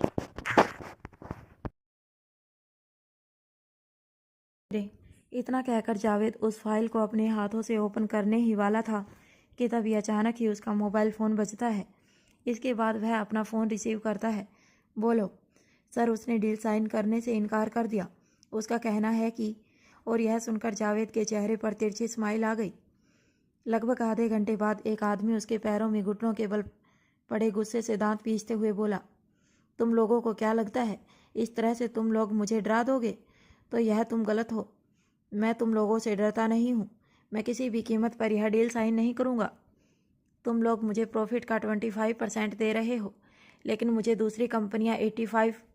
और इससे पहले वह आदमी आगे कुछ कहता कि तभी आग की दर्द भरी चीख के साथ वह पूरा हॉल गूंज उठा और इस दर्द भरी आवाज़ को वह लड़की जो कि कमरे में बैठी थी डर के मारे थर थर काँपने लगी और पहले से भी ज़्यादा बुरी तरह फूट फूट कर रोने लगी। वही हाल का खौफनाक नज़ारा देख जावेद के बाकी सिक्योरिटी गार्ड और असिस्टेंट की हालत ख़राब हो रही थी,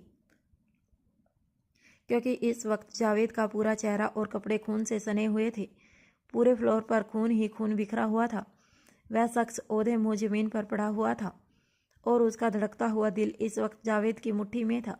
जिसे उसने इमोशनल लैस होकर अपने हाथ में पकड़ रखा था। और वह आदमी तड़प तड़प कर अपनी जान दे चुका था, क्योंकि जावेद ने एक झटके में उसका सीना चीर कर उसका दिल अपने हाथों में पकड़ कर खींच लिया था। और शैतानियत से मुस्कुराते हुए अपने आप से बोला, उफ, यह दिल जिसने इसे कंट्रोल में नहीं रखा वह ऐसे ही है मरा। अगर बात मान जाता तो यह अब तक तेरे सीने में धड़क रहा होता। पर अफसोस तो था इस बात से अनजान कि दुनिया में है दो शैतान, एक लूसीफर और दूसरा जावेद मेरी जान। हा हा हा हा, ले जाओ इसे और फेंक दो मगरमच्छों के आगे, पैंथर। और इस आवाज़ को सुनते ही अचानक एक ब्लैक पैंथर तेजी से दौड़ते हुए जावेद के कदमों के पास आकर खड़ा हो गया, जिसे देखते ही सभी सिक्योरिटी गार्डों की हालत ख़राब हो गई, क्योंकि यह पैंथर बहुत ही ज़्यादा खतरनाक और अग्रेसिव था। लेकिन जावेद के रहते हुए यह किसी को कुछ नहीं कहता था।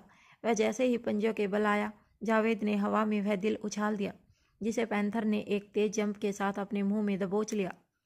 Nice move panther.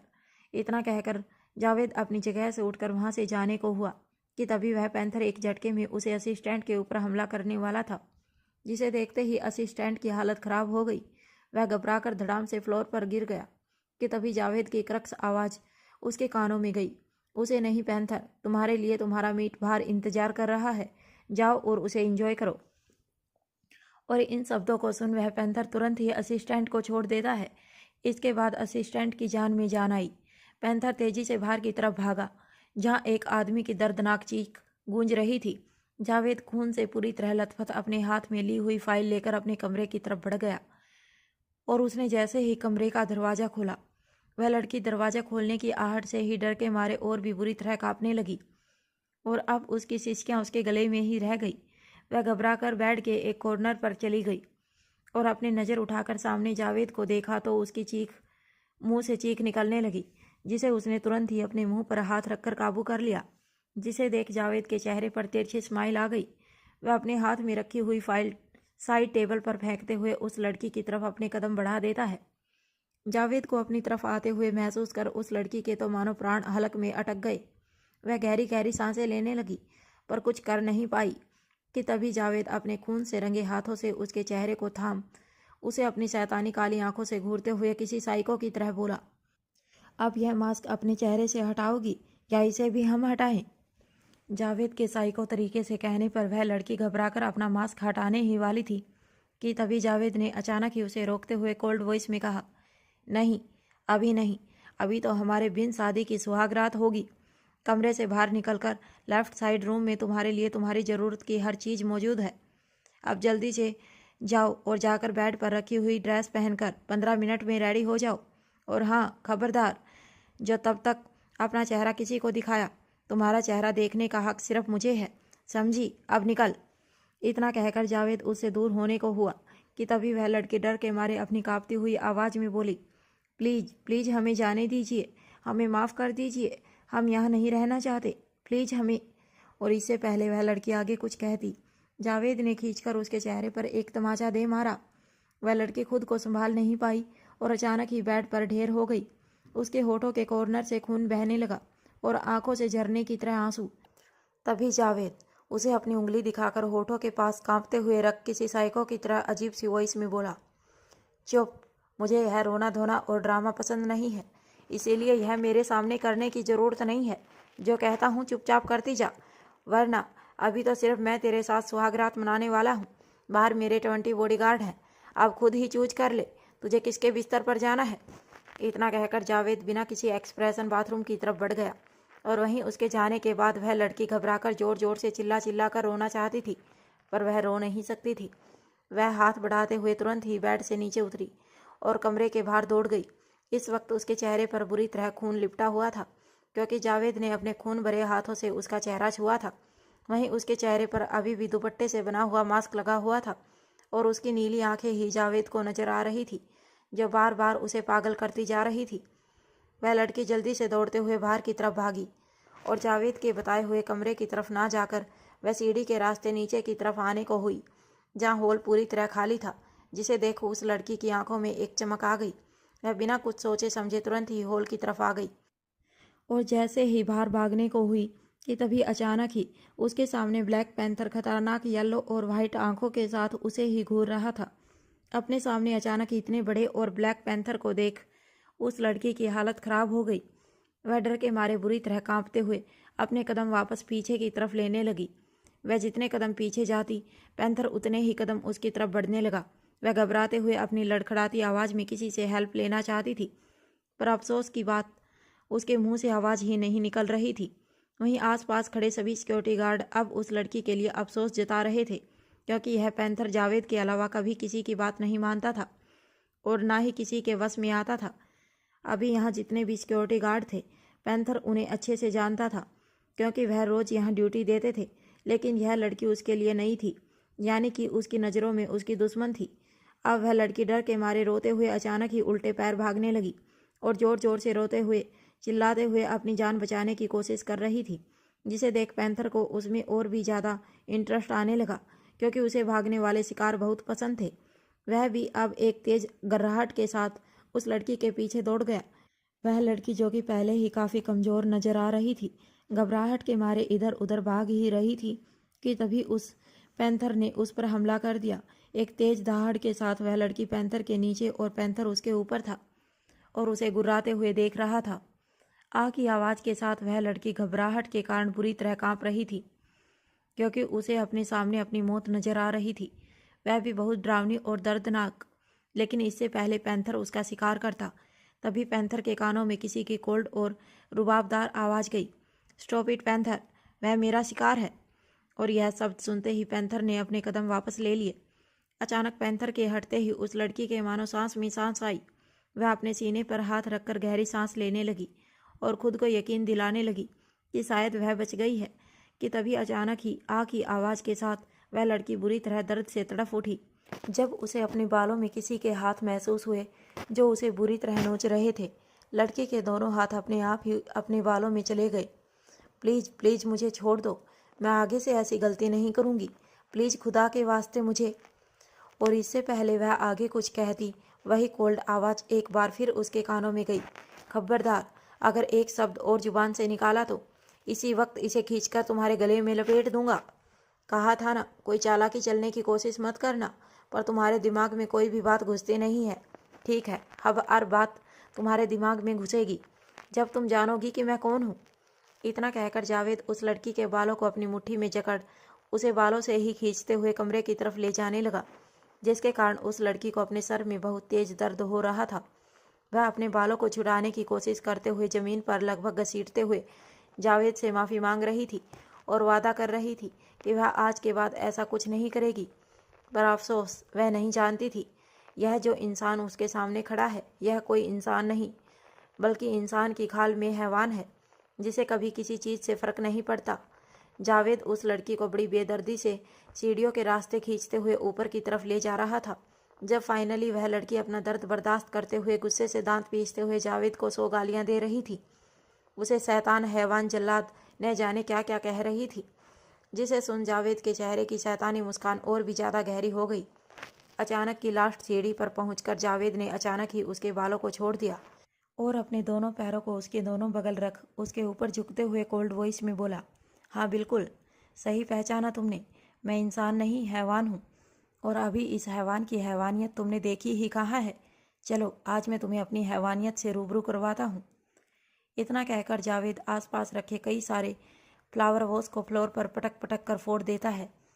कई बार छन छन की आवाज़ के साथ वह पूरा फ्लोर सेरेमिक फ्लावर वास के टुकड़ों से भरा हुआ था। जिसके बाद जावेद, जो कि अब तक खून से लगभग उसी कंडीशन में था, उस लड़की की तरफ देख अपने डीप वॉइस में बोला, चल नाच। और यह शब्द सुनते ही उस लड़की की आंखें फैल गई। वह घबराते हुए अपनी आंखों में आंसू लिए अपना सर ना में हिलाती है। मेरा क्या कसूर है, प्लीज़ मुझे जाने दो, मैं वादा करती हूँ यहाँ से बहुत दूर चली जाऊँगी और तुम्हारी नज़रों के सामने कभी नहीं आऊँगी। प्लीज़ मुझे छोड़ दो, मैंने तुम्हारा क्या बिगाड़ा।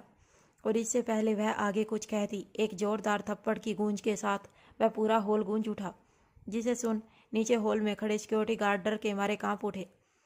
लेकिन उन सभी के चेहरे पर इस चीज़ के एक्सप्रेशन नहीं आए। वह लड़की अपने गालों पर हाथ रखे हुए अपने माथे से बह रहे खून को देखने लगी, क्योंकि थप्पड़ के कारण उसका सर जमीन पर टकरा गया था उसे अब लगभग चक्कर आने लगे थे। उसकी आंखों से बेइंतहा आंसू बहने लगे और अभी जावेद गुस्से से दांत पीसते हुए उसके जबड़े को अपने एक हाथ में जकड़ उसकी आंखों में घूरते हुए बोला, अगर आज के बाद यह बात अपनी जुबान से निकाली तो तेरे टुकड़े टुकड़े करके कुत्तों के आगे डाल दूंगा। अब तू यहाँ आ गई है तो तुझे तेरी मौत भी यहाँ से आज़ाद नहीं कर सकती। अब तुझे हमेशा हमेशा के लिए यही रहना होगा, मेरी गुलाम, मेरी मिस्ट्रेस बनकर, समझी? और मिस्ट्रेस अपने मालिक को कैसे खुश करती है, आई होप तुझे बताने की ज़रूरत नहीं है। पहले तुझे 15 मिनट का वक्त दिया था, लेकिन अब सिर्फ 5 मिनट का वक्त है। जाकर रेडी हो और सोच कि मुझे खुश कैसे करना है। और याद रख, अगर 5 मिनट से 1 सेकंड भी ज़्यादा हुआ तो तू मेरे 20 बॉडीगार्ड को खुश करेगी। और एक बात अपने दिमाग में अच्छे से फिट कर लेना, जावेद अपनी बातों को दोहराता नहीं है। चल निकल यहाँ से। और इन शब्दों को सुन वह लड़की घबराते हुए अपने लड़खड़ाते कदमों के साथ तेजी से उस कमरे की तरफ भाग रही थी और हर कदम के साथ उसके मुंह से दर्द भरी आह निकल रही थी, क्योंकि उसके पैरों में सेरेमिक वॉश के कांच चुभ चुके थे और उसके पैर अब लहूलुहान हो चुके थे। उसे तो ठीक से खड़ा भी नहीं हुआ जा रहा था, लेकिन फिर भी वह अपनी हिम्मत बटोर वहाँ से भाग रही थी। वहीं उसकी आवाज़ सुन जावेद की आंखें अपने आप ही बंद हो गई और वह बहुत ही मैग्नेटिक वॉइस में धीरे से अपने आप से सांस छोड़ते हुए बोला, उफ, इसकी दर्द भरी आवाज़ें दिल को सुकून पहुँचाने वाली हैं। बिस्तर पर तो और भी मज़ा आएगा। इतना कहकर वह किसी शैतान की तरह ज़ोर ज़ोर से हंसने लगा कि तभी उसका फ़ोन बजता है। इसके बाद जावेद अपने होश की दुनिया में आया और वह अपना मोबाइल फ़ोन निकालकर स्क्रीन पर फ्लैश हो रहे नाम को देखता है तो उसके चेहरे पर एक्सप्रेशन डार्क हो गए थे, क्योंकि यह नंबर किसी और का नहीं बल्कि अक्षत का था, जिसे देखकर वह कुछ पल उस फ़ोन को घूरता है, लेकिन फिर एक गहरी सांस लेकर वह कॉल रिसीव करता है। किंग, अपनी हरकत पर क्या सफाई देना चाहोगे तुम उस शादी को अटेंड करने गए थे या सब कुछ उजाड़ने? प्रिंस मोहम्मद को क्यों मारा? यह सब थे अक्षत के, जो बहुत ही ज़्यादा गुस्से के साथ दांत पीस पीस कर कह रहा था। अक्षत का गुस्सा उसकी आवाज़ में ही सुनाई दे रहा था, जिसे सुन जावेद एक गहरी सांस लेते हुए बोला, जब आपको सब पता चल ही गया है तो आपको इसकी वजह भी पता चल ही गई होगी किंग। मेरा दिल उसकी होने वाली बेगम पर आ गया था, बस इसीलिए उसे रास्ते से हटाना पड़ा। वैसे आप फिक्र मत कीजिए, उसके मरने से आपको ज़्यादा लॉस नहीं हुआ है। इनफैक्ट असली प्रॉफिट तो आपको अब होगा। अब आप कॉन्ट्रैक्ट के मुताबिक उसके ऑयल कंपनी को टेक ओवर कर सकते हैं। मैं क्या कर सकता हूँ और क्या नहीं, यह मैं खुद सोच लूँगा, लेकिन बेहतर होगा कि तुम यह जान लो कि अगर तुम्हें यह लगता है कि किंग तुमसे मीलों दूर है, इसीलिए तुम उसे जो भी इन्फॉर्मेशन दे हो वह उस पर आंखें बंद करके भरोसा कर लेगा, तो इतना समझ लो कि तुम दुनिया के सबसे बड़े बेवकूफ़ हो। तुम्हें क्या लगता है मुझे तुम्हारी कोई इन्फॉर्मेशन नहीं है? बेवकूफ़ इंसान, मैं माफिया किंग ऐसे ही नहीं बना। वह लड़की जिसे तुम हसीना समझ रहे हो वह हसीना नहीं है। होश में आओ, वह मर चुकी है और उसे तुमने खुद अपने हाथों से मारा है, वह भी अपनी पूरी फैमिली के साथ। वह मासूम लड़की है, एक गरीब मजदूर की विधवा। तुम्हें क्या लगता है उसे टॉर्चर करके तुम खुद को सेटिस्फाई कर लोगे? तो यह तुम्हारी सबसे बड़ी भूल है जावेद। यह वार्निंग मैंने कभी किसी को नहीं दी, लेकिन क्योंकि तुम मेरे साथ सालों से काम कर रहे हो और मेरे लिए वफादार हो, इसीलिए तुम्हें एक मौका दे रहा हूँ। अभी भी वक्त है, रुक जाओ और भूल जाओ उन सब चीज़ों को। वह सब खत्म हो चुका है। तुम जिस रास्ते पर निकल पड़े हो, कहीं ऐसा ना हो बाद में तुम्हें पछताने का भी मौका ना मिले। सिवाय और राजीव को उनकी ज़िंदगी की खुशियाँ मिल चुकी हैं। अगर तुम चाहो तो खुद को एक मौका दे सकते हो। और अक्षत की बात सुन जावेद के हाथों की मुठियाँ कस गई। उसके चेहरे की डार्क एक्सप्रेशन एक इविल स्माइल के साथ और भी गहरी हो गई। वह अपनी गर्दन किसी साइको की तरह घुमाते हुए स्माइल करते हुए बोला, मानना पड़ेगा, आप सचमुच किंग हैं और मैं आपके साथ काम कर रहा हूँ। किंग, वह हसीना है या नहीं मुझे नहीं पता, लेकिन अब उस लड़की को मेरे पास रहना होगा जब तक उसकी सांसें चल रही हैं। उसकी आंखें मुझे उसे आज़ाद करने की इजाज़त नहीं दे रही। राजीव और सिवाय की ज़िंदगी में कौन सी खुशी आई है और कौन सी नहीं, यह जानने में मुझे कोई इंटरेस्ट नहीं है। मैं बस इतना जानता हूँ कि मैं अपने लिए जीता हूँ और मुझे यह ज़िंदगी पसंद है। खैर, अब मैं रखता हूँ। जल्दी ही आपको हथियारों के कंसाइनमेंट की इन्फॉर्मेशन मिलेगी। इतना कहकर जावेद कॉल डिस्कनेक्ट करने ही वाला था कि तभी अक्षत, जो कि दूसरी तरफ से अपने कमरे की बालकनी में शर्टलेस सिर्फ एक ट्राउजर में खड़ा था और उसके चेहरे पर एक्सप्रेशन काफ़ी ज़्यादा सीरियस थे।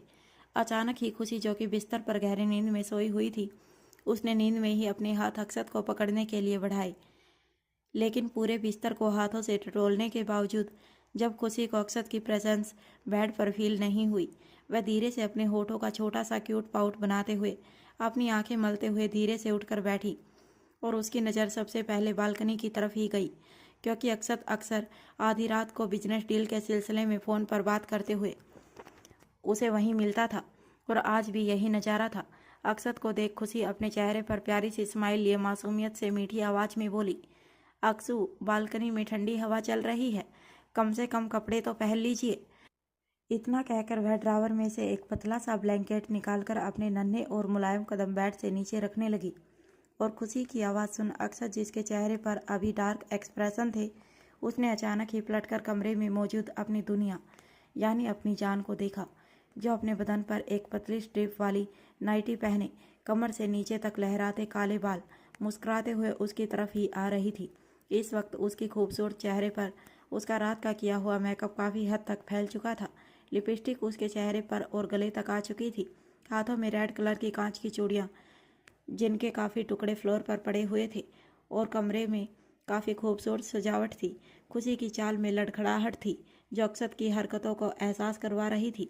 उसकी पूरी खूबसूरत गोरी बॉडी पर कुछ लाल और हल्के पर्पल कलर के निशान अक्षत की मोहब्बत भरी निशानियों की गवाही दे रही थी। उसका चेहरा ग्लो कर रहा था, लेकिन इसके बावजूद उसका मुस्कुराता हुआ चेहरा और चमकती हुई आंखें, उसे देखा अक्षत के चेहरे पर एक सुकून उतर आया। अरे जान, संभल कर, नीचे कांच बिखरा है, तुम्हें चोट लग जाएगी। इतना कहकर वह तेजी से उसकी तरफ आया ही था कि तभी उसने देखा खुशी उसके करीब आ चुकी है और बिल्कुल सही सलामत है, जिसे देख उसकी जान में जान आई। अब दूसरी तरफ जावेद जैसे ही कॉल डिस्कनेक्ट करने वाला था, ना जाने अक्षत के दिमाग में क्या आया। वह यूं ही अपने ख्यालों में खोया हुआ बोला, उस लड़की को एक भी खरोच नहीं आनी चाहिए। अगर ऐसा हुआ तो। और उसका ऑर्डर सुनते ही जावेद की आंखें गुस्से से लाल हो गई। किंग, यह आप। और इससे पहले जावेद आगे कुछ कहता, कॉल डिस्कनेक्ट हो चुकी थी। इसके बाद वह अपना मोबाइल फ़ोन घूरते हुए ज़ोर ज़ोर से धाड़ मारने लगा। नहीं नहीं नहीं, क्योंकि यह आपने ठीक नहीं किया। मुझे यह फैसला मंजूर नहीं है, किसी भी कीमत पर नहीं। इतना कहकर वह आसपास रखे हुए कुछ 100 पीस उठाकर गुस्से से फ्लोर पर पटकने लगा, लेकिन उसका गुस्सा कम होने का नाम ही नहीं ले रहा था। वहीं खुशी, जो कि अपने हाथों में ब्लैंकेट लिए मुस्कुराकर अक्षत के पास आई और उसकी स्ट्रॉन्ग मस्कुलर बॉडी पर वह ब्लैंकेट रखते हुए बोली, बालकनी में इतनी तेज हवा चल रही है, कम से कम कपड़े तो पहन कर आते। आप बिना अक्सू अपना ख्याल बिल्कुल नहीं रखते। इतना कहकर वह उसके कंधे से ब्लैंकेट को अच्छे से संभालने लगी। तभी उसकी बात सुन अक्षत स्माइल करते हुए उसे भी अपने साथ ब्लैंकेट में लपेट उसकी कमर में हाथ डाल अपने करीब खींचते हुए बोला, जान, मुझे यह करने की क्या ज़रूरत है? तुम हो ना मेरा ख्याल रखने के लिए। वह तो मैं हूँ, पर फिर भी अक्सू, आपको अपना ख्याल रखना चाहिए। कहकर खुशी प्यार से उसके चेहरे को अपने हाथों में थाम लेती है और उसके मासूम से चेहरे को देख अक्षत एक गहरी सांस लेकर अपनी आंखें बंद करता है। जो हुक्म मेरी एंजल। अब अक्षत खुशी के होठों पर लाइट किस करते हुए अचानक से ब्राइडल स्टाइल में अपनी गोद में उठा लेता है। उसकी इस हरकत पर खुशी के हाथ अपने आप उसके गले में लिपट गए और वह हैरान होते हुए बोली, अरे अक्सू, यह आप मुझे बदमाश कहीं के, नीचे उतारिए मुझे। आप तो यहाँ फ़ोन पर बात कर रहे थे ना, अब नहीं करना। तुम्हारे अलावा कुछ भी इम्पोर्टेंट नहीं है जान। अब मुझे तुम्हारे साथ रोमांस करना है, वह भी भर भर कर। और अक्षत की बात सुन खुशी मुंह बनाते हुए अपने हाथों और बॉडी की हालत को याद करती है। इसके बाद उसके हाथ पैर ठंडा पड़ने लगे। वह जल्दी से घबराकर अक्षत की बाहों से छटपटाते हुए मुंह बनाकर बोली, क्या रोमांस? नहीं नहीं नहीं, प्लीज़ प्लीज़ प्लीज़ अक्सू, अब नहीं। जरा देखिए आपने मेरा क्या हाल किया है। मंदिर से लौटते ही मैं आपको झेल झेल कर परेशान हो गई हूँ, और अब दोबारा से मुझ में इतना स्टेमिना नहीं है। छोड़िए मुझे, वरना मैं शोर मचाऊंगी। और खुशी की इस प्यारी हरकत को देख अक्षत उसे वापस बेड पर फेंकते हुए एक झटके में उसके पास झुकते हुए उसकी आंखों में मदहोशी के साथ देखते हुए बोला, तो चिल्लाओ ना जान, मैं भी तो यही चाहता हूँ कि तुम जोर जोर से चिल्लाओ, जैसे रोज चिल्लाती हो, जैसे थोड़ी देर पहले चिल्ला रही थी। और इससे पहले वह बेशर्म इंसान आगे कुछ कहता, खुशी जिसका चेहरा शर्म से लाल हो चुका था और वह बुरी तरह शर्म से पानी पानी हो रही थी। उसने एक झटके में अक्षत के होठों पर अपने हाथ रख दिए और अपनी आंखों से ना में इशारा करते हुए धीमी मगर खुशी भरी आवाज में कहा, बस कीजिए बेशर्म इंसान, कितना तंग करेंगे। अक्सू, अगर आप मुझे ऐसे ही तंग करते रहे ना तो मैं आपसे ज़्यादा एक्साइटेड हो जाऊंगी, यही ना। अक्षत खुशी की कमर में हाथ डाल उसे यूं ही अपने और करीब खींचकर बेड पर उसकी तरफ और भी झुकते हुए बोला, तो हो जाओ ना जान, मैं भी तो यही चाहता हूँ। अक्षत खुशी की थाई पर हाथ सहलाते हुए मदहोशी में उसकी तरफ देख डीप वॉइस में बोला, तुम्हारे यह खूबसूरत लेग्स। और इससे पहले वह आगे कुछ कहता, खुशी का तो शर्म से मर जाने का दिल कर रहा था। वह एक झटके में अक्षत को बेड पर पटक अचानक ही उसके ऊपर बैठ गई और गुस्से से एक पिल्लो लेकर, यू अक्सू के बच्चे, मैं आपको छोड़ूंगी नहीं, आप मुझे ऐसे ही तंग करते हैं। छी, इतनी गंदी गंदी बातें कहाँ से सीखते हैं। आज मैं पक्का आपकी यह हैंडसम शार्प नोज तोड़ दूंगी और यह दांत जो मुझे बार बार चिड़ चिड़ कर वर्जदंती की ऐड की तरह चमक रहे हैं, आज तो पक्का यह गए काम से। इतना कहकर खुशी अक्षत को गुस्से से मुंह बनाकर पिल्लों से मारने लगी और अक्षत उसके नीचे जोर जोर से हंसते हुए, अरे अरे जान जान, तुम्हें मैं तो परेशान कर रहा था। अच्छा स्टॉप स्टॉप बेबी प्लीज। अच्छा चिढ़ने के लिए मैं ही आपको मिली थी, वह भी इस तरह। आपको तो मैं, कहकर वह गुस्से से पिलो साइड में फेंक कर अक्षत के गले पर हाथ रखकर उसे दबाने लगी और अक्षत एक झटके में उसे अपने नीचे कर बिना अपनी जान बचाने की कोशिश किए एक झटके में उसकी नाइटी को 2 टुकड़े में फाड़ देता है।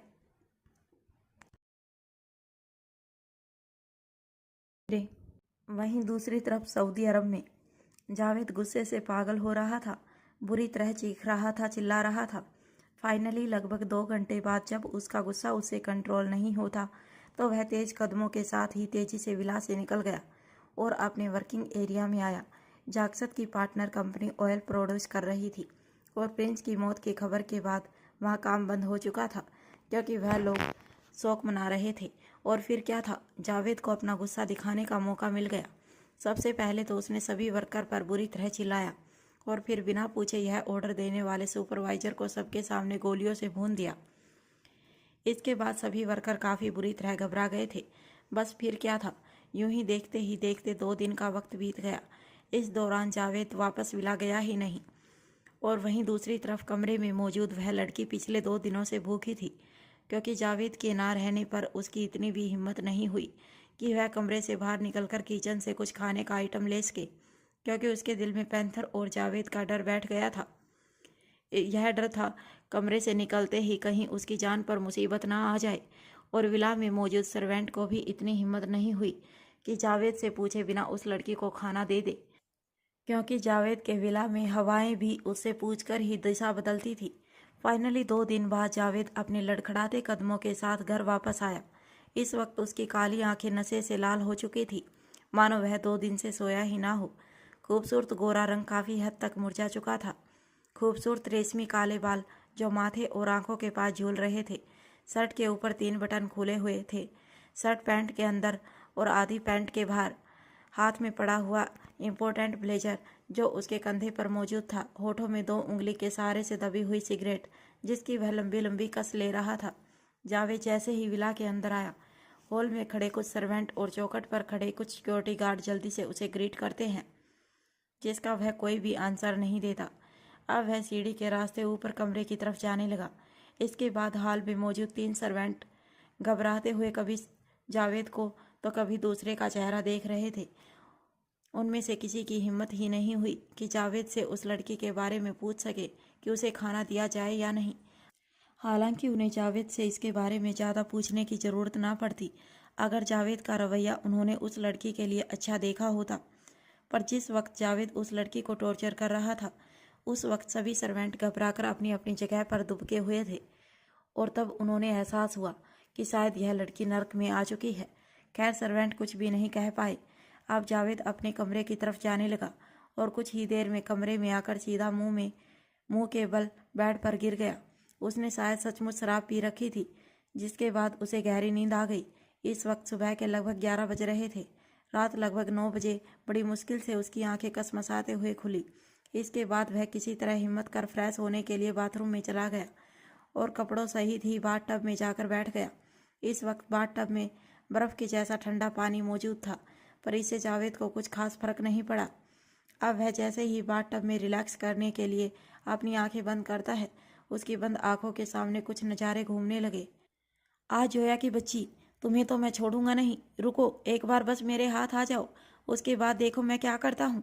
कहते हुए एक लगभग 21 साल का लड़का गीले बदन अपनी कमर में सिर्फ एक टॉवल लपेटे एक 12 साल की लड़की के पीछे दौड़ रहा था। हा हा हा हा, हमें क्या पागल कुत्ते ने काटा है जो हम आपके हाथ आएंगे भाईजान। आप हमें पकड़ नहीं पाएंगे, हम इतनी दूर चले जाएंगे।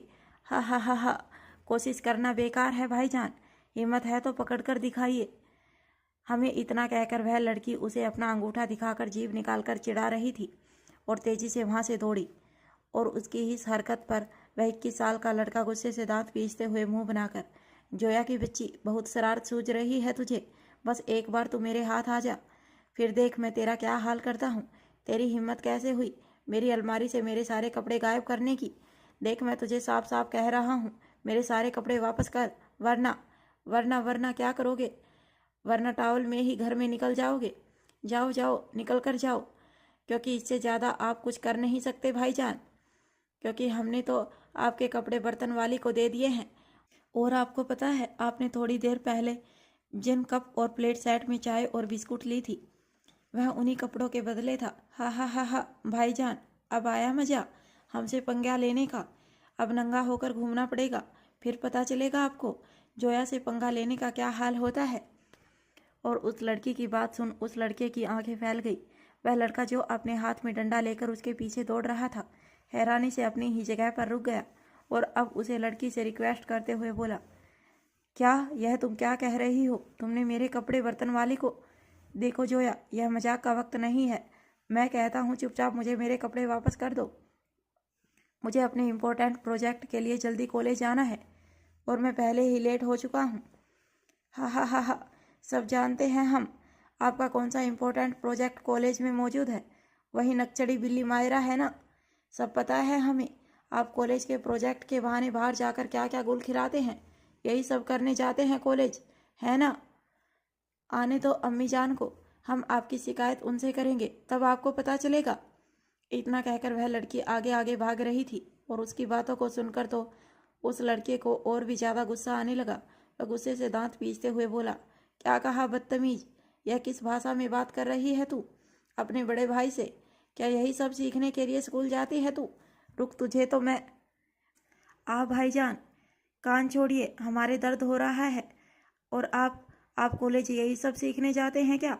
अब तो हम पक्का अम्मी से आपकी शिकायत करेंगे, आप बस देखते रहो। कान छोड़ो, दर्द हो रहा है। कहकर वह लड़की जोया उछल उछल कर रोने जैसा मुंह बना लेती है। बिल्कुल नहीं, मैं तुम्हारे कान तब तक नहीं छोड़ूंगा जब तक। या खुदा, पता नहीं इन बच्चों का क्या करूं मैं। हर रोज़ सुबह सुबह ही शुरू हो जाते हैं और रात तक इनका यही चलता रहता है। इतने बड़े बड़े हो गए हैं, फिर भी अकल नाम की चीज़ नहीं है। छोटी तो छोटी, बड़ा वाला भी वही है। रुको, आज तो इन दोनों को मैं अच्छी कुटाई करूंगी। बड़बड़ाते हुए एक लगभग 40 साल की औरत तेजी से हाथ में कड़छी लिए तेजी से किचन से बाहर निकली और अगले ही पल सामने का नज़ारा देखकर, जावेद, यह क्या हुलिया बना रखा है तुमने अपना? तुम इस तरह गीले बदन सिर्फ एक टॉवल में ऐसे कैसे घूम रहे हो? या खुदा, कुछ तो शर्म करो। बेटा, कपड़े कहाँ हैं तुम्हारे? वह तो आप इससे पूछिए अम्मी जान, जिसने मेरे कपड़े पता नहीं कहाँ रख दिए हैं। कहती है बर्तन वाली को दे दिए। देखिए अम्मी जान, मैं साफ साफ कह देता हूँ, अगर यह लड़की मुझे मेरे कपड़े वापस नहीं करेगी तो मैं इसे सचमुच आज बहुत पीटने वाला हूँ। इतना कहकर वह उस लड़की जोया के कान खींचने लगा। हाँ, हमने आपके कपड़े बर्तन वाली को दे दिए, क्योंकि आपने भी हमारा नया सूट कैसी से कतर दिया था और हमारी सैंडल शांता मौसी की बेटी को दे दिया। और वह नक्चड़ी चुड़ैल हमारी सैंडल लेकर बहुत ही अच्छी से खुश हो गई थी। आपको पता है, वह मेरी बिल्कुल नई सैंडल थी, मैंने उसे एक बार भी नहीं पहना था। और आपने क्या किया, मेरे कपड़े और सैंडल। हाँ, मैंने ऐसा किया, और क्यों ना करता। तूने भी तो मेरे फ़ोन का पासवर्ड अनलॉक करके मेरी पिकाचू प्रिंट वाली येलो अंडरवियर में फ़ोटो व्हाट्सएप ग्रुप में डाल दी थी।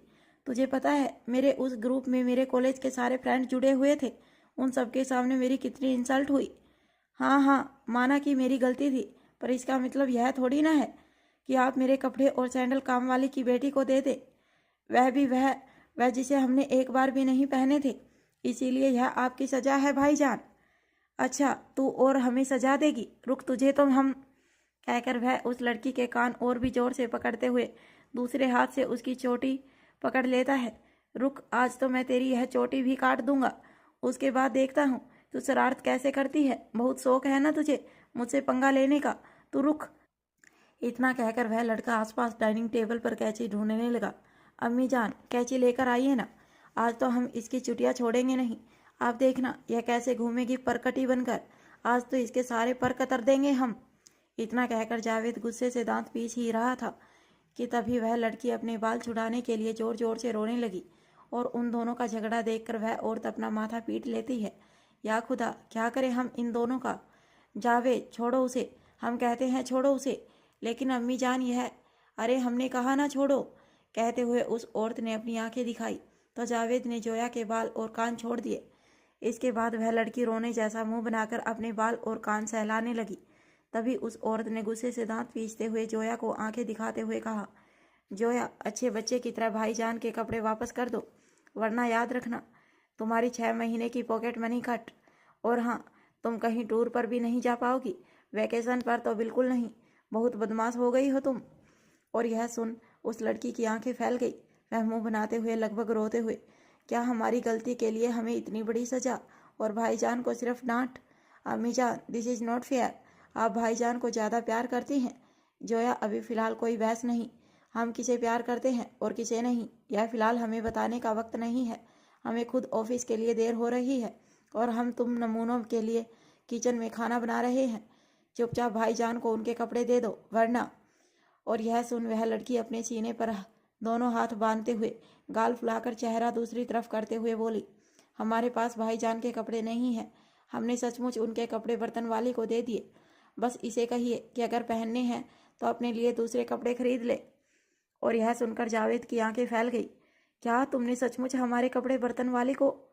अम्मी जान, जावेद अचानक ही जोर से चिल्लाते हुए, अब हम इस लड़की को छोड़ेंगे नहीं। इतना कहकर जावेद जोया को मारने के लिए उसके पीछे दौड़ा ही था कि तभी जोया बिना सोचे समझे अपने भाई का टॉवल खोल देती है। अब मारो हमें, कैसे मारते हो, कहकर वह चिढ़ते हुए दूसरी तरफ भाग गई और अगले ही पल जावेद की दुनिया लुट चुकी थी। आ की आवाज़ के साथ जावेद फ्लोर पर पड़ा हुआ अपना टॉवल और अपनी इज्जत बचाने की कोशिश कर रहा था और अचानक उसकी अम्मी जान, जोया, जावेद बदमाशो, यह क्या हो रहा है? हे गणपति बप्पा, इस घर में और क्या क्या देखना बाकी है, कहकर घर की हाउस हेल्प पर शांताबाई अपनी आंखों पर हाथ रख लेती है और अब तो वह तीनों इकट्ठे ही चिल्लाने लगे, जोया, तुम्हें तो हम कस के पीटें।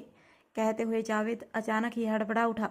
उसके हाथ हवा में थे और उसकी आंखें खुल चुकी थी। जब उसने खुद को बाथटब में बैठा हुआ देखा, वह जल्दी से अपनी नज़र चारों तरफ घुमाते हुए जोया को ढूंढने लगा। जोया, जोया, बाहर आओ। जोया, देखो हम तुम्हें नहीं मारेंगे, प्लीज़ बाहर आ जाओ। अम्मी देखो, जोया हमें कितना परेशान कर रही है, आज भी चैन से सोने नहीं देती। कहते हुए उसकी आंखों से आंसू की एक बूंद निकलकर बह गई। उसने कस के अपनी आंखें बंद की और तभी एक झटके में उसने अपनी आंखें खोली, जिसके बाद उसके आसपास का एटमॉस्फेयर पूरी तरह चेंज हो चुका था और काफ़ी कोल्ड हो चुका था। उसकी काली आंखें जो एक ही गहरी नींद लेने के बाद नॉर्मल हो चुकी थी, एक बार फिर से रेड कलर की हो गई और उसके हाथों की मुठ्ठियाँ कस गई। वह दांत पीसते हुए खुद से बोला, हसीना। वह एक झटके में बाथटब से बाहर निकला और अपने बदन से अपने कपड़े रिमूव कर जल्दी से बदन पर बाथरोब पहने बिना सोचे समझे तेज कदमों के साथ बगल वाले कमरे में चला गया, जहां वह लड़की घबराए हुए बेड के एक कॉर्नर पर बैठी थी, क्योंकि उसे भी अब इस बात का अंदाज़ा हो चुका था कि जावेद आ चुका है। क्योंकि अब तक जिस घर में थोड़ी चहल पहल वह महसूस कर पा रही थी, अब वह शांति पसर चुकी है और उसका यह अंदाज़ा बिल्कुल सही था। एक झटके में उसके कमरे का दरवाज़ा खुला और शैतान के रूप में जावेद अपनी डार्क गुस्से भरी आंखों से उस लड़की को घूर रहा था और अचानक अपने सामने जावेद को देख उस लड़की के प्राण मानो गले में अटक चुके थे। अब वह लड़की घबराकर अपना चेहरा घुटनों के बीच दबा लेती है और सिसक सिसक कर रोने लगी। उसे इस तरह रोता हुआ देख जावेद एक झटके में उसके पास आया और उसके बालों को अपनी मुट्ठियों में दबाकर दांत पीसते हुए बोला, ज़्यादा रोने धोने का ड्रामा करने की ज़रूरत नहीं है, क्योंकि तेरे यह आंसू मुझ पर कोई असर नहीं कर सकते। और अब तेरे यह आंसू तेरी किस्मत में लिखे जा चुके हैं, जिसे तुझे अब हर पल बहाना होगा, समझी? इधर देख मेरी तरफ, सुनाई नहीं देता तुझे? इतना कहकर जावेद ने उसके बाल पकड़ उसके चेहरे को झटके से ऊपर किया, जिसके बाद उसकी नज़र इस खूबसूरत चेहरे पर ही टिक गई। हसीना। अब जावेद के चेहरे पर एक तिरछी स्माइल थी। वह उसे अपनी शैतानी आंखों से ऊपर से नीचे तक स्कैन करते हुए बहुत ही डीप वॉइस में बोला, मुझे मालूम था तुम वही हो। मेरी आंखें धोखा नहीं खा सकती। वही चेहरा, वही हुस्न और वही तबाही। कहते हुए जावेद अपनी एक उंगली उसके चेहरे पर घुमाता है, जिसके बाद वह लड़की काफ़ी बुरी तरह कांप रही थी। आज बहुत भूख लगी है, काफ़ी दिनों से खाया नहीं। अब मैं अपनी गोश्त का एक एक हिस्सा चबा चबा कर खाऊंगा। इतना कहकर वह एक झटके में उसे अपनी लड़की के होठों पर होठ रख देता है और उसे काफ़ी फोर्सली किस करने लगता है। वह उसके होठों को किस कम ज़्यादा चबा रहा था, जिसके कारण वह लड़की तो पहले ही शौक में जा चुकी थी, क्योंकि उसने यह बिल्कुल नहीं सोचा था कि जावेद उसे किस करेगा। लेकिन कुछ ही पल में अपने होठों में दर्द महसूस कर उसे समझ में आ गया कि यह कोई नहीं बल्कि एक सज़ा है जो जावेद उसे दे रहा था, पर उसके पीछे की वजह उसे खुद मालूम नहीं थी। कुछ ही देर में उस लड़की की आंखों से झरने की तरह आंसू बहने लगे थे, क्योंकि उसे अपने होठों में बहुत दर्द हो रहा था। वह खुद को जावेद से छुड़ाने की कोशिश कर रही थी, पर यह इम्पॉसिबल था। जावेद की पकड़ उस पर और भी ज़्यादा कसती जा रही थी। उसने अपना एक हाथ उस लड़की के बालों में पीछे की तरफ उलझा रखा था और दूसरा उस लड़की की कमर पर था। जावेद उस लड़की को किस करते हुए अचानक ही बेड पर पटक देता है और अपने हाथों से उसके पूरे बदन को काफ़ी हार्श तरीके से मसलने लगा, जिससे वह लड़की अंदर ही अंदर घुट रही थी, क्योंकि जावेद के टच में कहीं भी रहम नहीं था। वह अभी भी खुद को छुड़ाने की स्ट्रगल कर रही थी, लेकिन अगले ही पल उसकी आंखें हैरानी से फैल गई जब जावेद ने बिना वार्निंग दिए एक झटके में उसके कपड़ों को उसके जिस्म से अलग कर दिया और चुर की आवाज़ के साथ 2 टुकड़ों में फाड़ दिया। वह लड़की जिसने अपने बदन पर एक लॉन्ग 1 पीस गाउन पहन रखा था, क्योंकि उस शादी वेन्यू से भागते हुए उसे यही कपड़ा मिला था, और यहाँ आने के बाद उसने ड्रेस चेंज ही नहीं की थी, क्योंकि कमरे में सिर्फ एक रेड नेट से बनी हुई थाईलैंड नाइट ड्रेस थी, जिसे पहनना सचमुच खुद पर शर्म करने के बराबर था। इसीलिए वह लड़की फ्रेश होकर बार बार उसी कपड़े को पहन लेती, और अब वह कपड़े भी उसके जिस्म से अलग थे। अब तो उसका रोना और भी ज़्यादा तेज हो गया था, पर जावेद को उसके रोने से कोई फर्क नहीं पड़ रहा था। वह और भी बुरी तरह उसके बदन को अपने हाथों से मुट्ठी में जकड़ते हुए उसके होठों को चबा रहा था, और कुछ देर बाद वह उसके होठों को छोड़ उसके गाल, गले और किस करते हुए काफ़ी तेज़ी से बाइट करने लगा, जिसके कारण उस लड़की के मुंह से दर्द भरी सिसकियाँ निकल रही थी। कुछ देर बाद जावेद उस लड़की से कुछ इंच दूर होकर अपने बदन से अपना बाथरोब रिमूव करने लगा। उम्मीद करूँगा यह तेरा फर्स्ट टाइम ना हो, क्योंकि अगर ऐसा हुआ तो शायद तू आज मेरे बिस्तर से जिंदा नहीं बचेगी। वैसे तेरे जैसी गिरी हुई लड़की से मुझे उम्मीद तो कुछ नहीं है, पर आज मुझे सचमुच सुकून मिलेगा। तेरे जिस्म का एक एक हिस्सा मैंने नोच कर ना खाया तो मेरा नाम भी जावेद नहीं। इतना कहकर वह अपने बाथरोब रिमूव करने ही लगा, और उसकी बातों को सुनकर उस लड़की के हाथ पैर ठंडे पड़ गए। वह घबराते हुए अपने हाथ जोड़ रोते हुए बोली, नहीं नहीं, खुदा के वास्ते ऐसा मत करो, मुझे गंदा मत कीजिए। मैं इस तरह की लड़की नहीं हूँ। अगर आपने मेरे साथ कुछ भी गलत करने की कोशिश की ना, तो कसम से मैं अपनी जान दे दूंगी। और इससे पहले कि वह लड़की आगे कुछ कहती, जावेद ने खींचकर उसके चेहरे पर एक तमाचा दे मारा, और अगले ही पल वह लड़की मुंह के बल बेड पर गिरी हुई थी। आह की आवाज़ के साथ उसके होठों के किनारे से खून बहने लगा। जावेद ने अपने एक हाथ से उसके बालों को दोबारा से जकड़ लिया और दूसरे हाथ से उसके जबड़े को कसते हुए दांत पीसकर बोला, क्या कहा? जान देगी? बहुत शौक है तुझे जान देने का। चलो अच्छी बात है, तेरी यह विश मैं खुद ही पूरी कर दूंगा, क्योंकि तुझे भी जिंदा रखने का मेरा कोई खास मकसद नहीं है। तेरी मौत होगी अभी और इसी वक्त मेरे बिस्तर पर होगी, और वादा करता हूँ तुझे कि तेरी यह मौत इतनी खूबसूरत होगी कि तेरे फरिश्ते भी कांप उठेंगे। हसीना, तेरी यह मौत मेरा तुझ पर एहसान होगी। इतना कहकर वह गुस्से से उस लड़की के गाल पर अपने होठ रख अपनी जीभ से उसे लिक करते हुए अचानक ही जोर से बाइट कर लेता है। आप प्लीज़ प्लीज़ मुझे छोड़ दीजिए, मुझे बहुत दर्द। मैं हसीना नहीं हूँ, मैं हसीना नहीं हूँ। आप किसी को हसीना की बात कर रहे हैं। आपको कुछ गलतफहमी हुई है। मैं कोई हसीना नहीं हूँ। मेरा नाम। और इससे पहले वह लड़की आगे कुछ कहती, कि जावेद ने बेदर्दी से उसके पीछे की तरफ पलटकर उसकी पीठ पर काफ़ी तेजी से किस करते हुए उसकी ब्रा को अपने हाथों से पकड़ लिया और एक झटके में उसे खींचकर फाड़ देता है। जोया है, कहकर वह लड़की जोर जोर से रोने लगी और अपने सीने को अपने हाथों से कवर करने की कोशिश करने लगी। लेकिन अचानक ही उस लड़की का नाम सुनकर जावेद के हाथ, जो कि अब उसकी लोअर इनर की तरफ बढ़ चुके थे, एक झटके में रुक गए और वह हैरानी से उस लड़की की तरफ देखते हुए बोला, क्या कहा तूने? क्या नाम है तेरा? इतना कहकर वह एक झटके में लड़की को शोल्डर से पकड़कर वापस सीधा अपने सामने लेट आता है। इसके बाद वह लड़की शर्म और घबराहट के कारण अपनी आंखें बंद कर लेती है और अपने दोनों हाथों से अपनी बॉडी को कवर करने की नाकाम कोशिश करने लगी। उसके होठ और बदन बुरी तरह कांप रहे थे। जावेद ने मुश्किल से 30 सेकंड उसके जवाब का इंतजार किया, लेकिन जब वह लड़की डर के मारे कुछ नहीं बोल पाई, उसने खींचकर एक और तमाचा उसे लड़की के चेहरे पर दे मारा और चिल्लाते हुए कहा, मैंने तुझे कुछ पूछा? क्या नाम है तेरा? क्या कहा था तूने? अभी जवाब दे। अचानक जावेद के दूसरे थापड़ से वह लड़की अपनी लड़खड़ाती आवाज़ से कुछ कहने ही वाली थी कि तभी जो और इससे पहले वह आगे कुछ कहती कि लड़की अगले ही पल बेहोश हो चुकी थी और अब उसके बदन में कोई हलचल नहीं थी, जिसे देख जावेद उसके जबड़े पर अपनी पकड़ कसते हुए उसे लगभग हिलाते हुए बोला, ए लड़की होश में आ, देख मेरे सामने यह नाटक मत कर वरना तुझे मैं।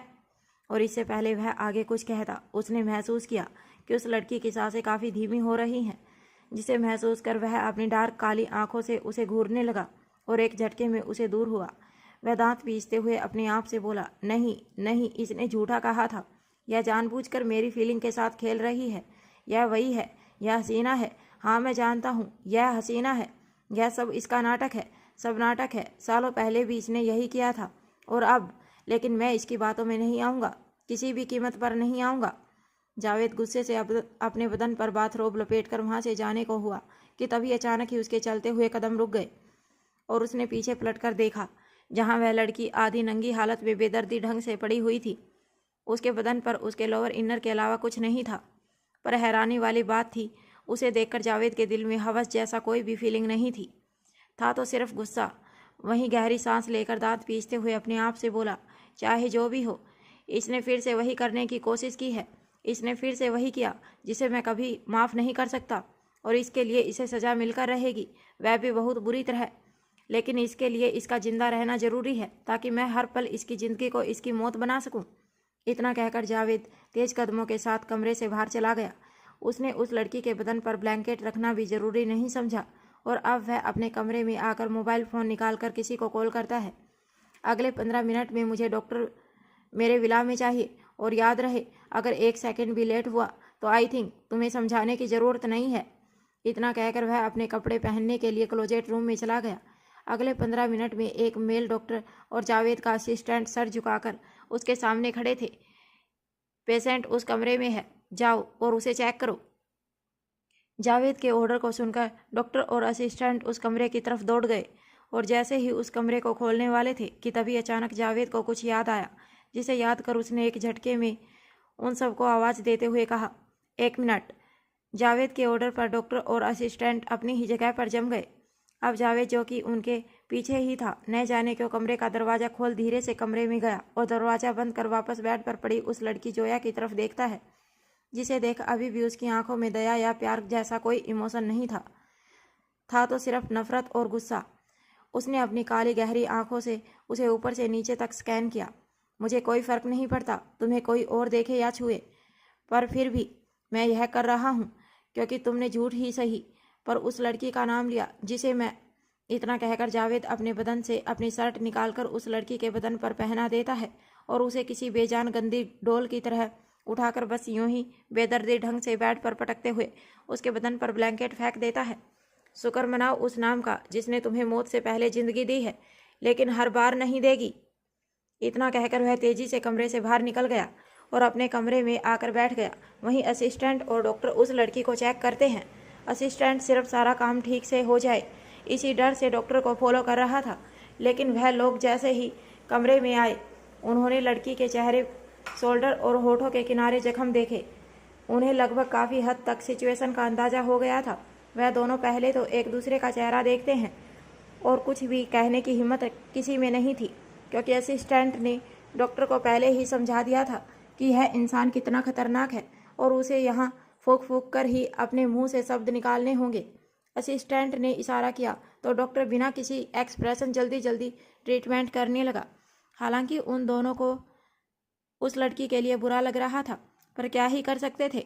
थोड़ी ही देर के ट्रीटमेंट के बाद डॉक्टर ने लड़की को इंजेक्शन लगाया और हाथ में ग्लूकोज की ड्रिप लगाते हुए असिस्टेंट को बताया, यह लड़की लगभग 4-5 दिन से भूखी है, इसीलिए इसके अंदर बिल्कुल भी ताकत नहीं थी और उसके जख्मों को देखकर तो आप अंदाज़ा लगा ही सकते हैं कि इसके साथ क्या हुआ है। मैं बस इतना ही कहूँगा कि इसे थोड़ा रेस्ट और अच्छी केयर की ज़रूरत है। यह मेडिसिन है, इसे वक्त पर दे देना और कोई प्रॉब्लम हो तो मुझे बता देना। आप जा सकते हैं डॉक्टर। इतना कहकर असिस्टेंट कमरे से बाहर निकल गया और डॉक्टर वहाँ से चला गया। असिस्टेंट जब जावेद के कमरे में आकर उसे इन्फॉर्म करते हुए बोला, सर वह लड़की, फालतू की बकवास नहीं, उसे होश कब तक आएगा यह बताओ। कहते हुए जावेद के एक्सप्रेशन काफ़ी डार्क थे और वह कमरे में अपने किसी इम्पोर्टेंट डॉक्यूमेंट को देखते हुए लैपटॉप पर काम कर रहा था। जावेद के चेहरे पर कोई एक्सप्रेशन ना देखकर असिस्टेंट एक गहरी सांस लेते हुए घबराकर बोला, सर उसे होश तो तब आएगा ना जब वह कुछ खाएगी। उसने 4-5 दिनों से कुछ खाया तक नहीं है और डॉक्टर ने कहा है कि वह काफ़ी वीक है। पता नहीं उसने अपनी भी। तो तुम चाहते हो उसे खाना मैं खिलाऊं? यही ना, मैं एक काम करता हूँ, अपना सारा काम धंधा छोड़कर उसे बेबी सीटिंग करता हूँ, फिर तो ठीक है। सर मैंने ऐसा तो नहीं। और इससे पहले असिस्टेंट आगे कुछ कहता, अचानक ही उसके चेहरे पर एक फाइल जाकर लगी जो कि जावेद ने मारी थी। इसको और दफ़ा हो, यहाँ से साइड पर जाकर देखो काम ठीक से हो रहा है या नहीं। कहते हुए जावेद गुस्से से दहाड़ते हुए अपनी जगह से उठ खड़ा हुआ और उसके गुस्से भरी आवाज़ को सुन असिस्टेंट जल्दी से हड़बड़ाते हुए वह सभी डॉक्यूमेंट अपने हाथ में ले लेता है और मेडिसिन जावेद को दिखाते हुए बेड पर रखते हुए बोला, सर यह उस लड़की की मेडिसिन। सॉरी सर, मैं चलता हूँ। कहकर असिस्टेंट 100 की स्पीड से वहाँ से अपनी जान बचाकर भागा और सीधा अपनी गाड़ी में बैठकर लगभग 100 मीटर की दूरी तय करने के बाद ही एक लंबी गहरी सांस लेता है। उसे तो ऐसा लगा जैसे वह अभी अभी शेर के मुंह से निकलकर बाहर आया हो। वहीं उसके जाने के बाद जावेद एक नज़र भी दवाइयों की तरफ नहीं देखता और दोबारा लैपटॉप पर अपना काम करने लगा। लेकिन अचानक ही उसके कानों में उस लड़की की आवाज़ गूंजने लगी जिसने कहा था कि उसका नाम जोया है और इस नाम के साथ ही उसकी आंखों के सामने एक सीन किसी फिल्म की रील की तरह घूमने लगा। फ्लैशबैक।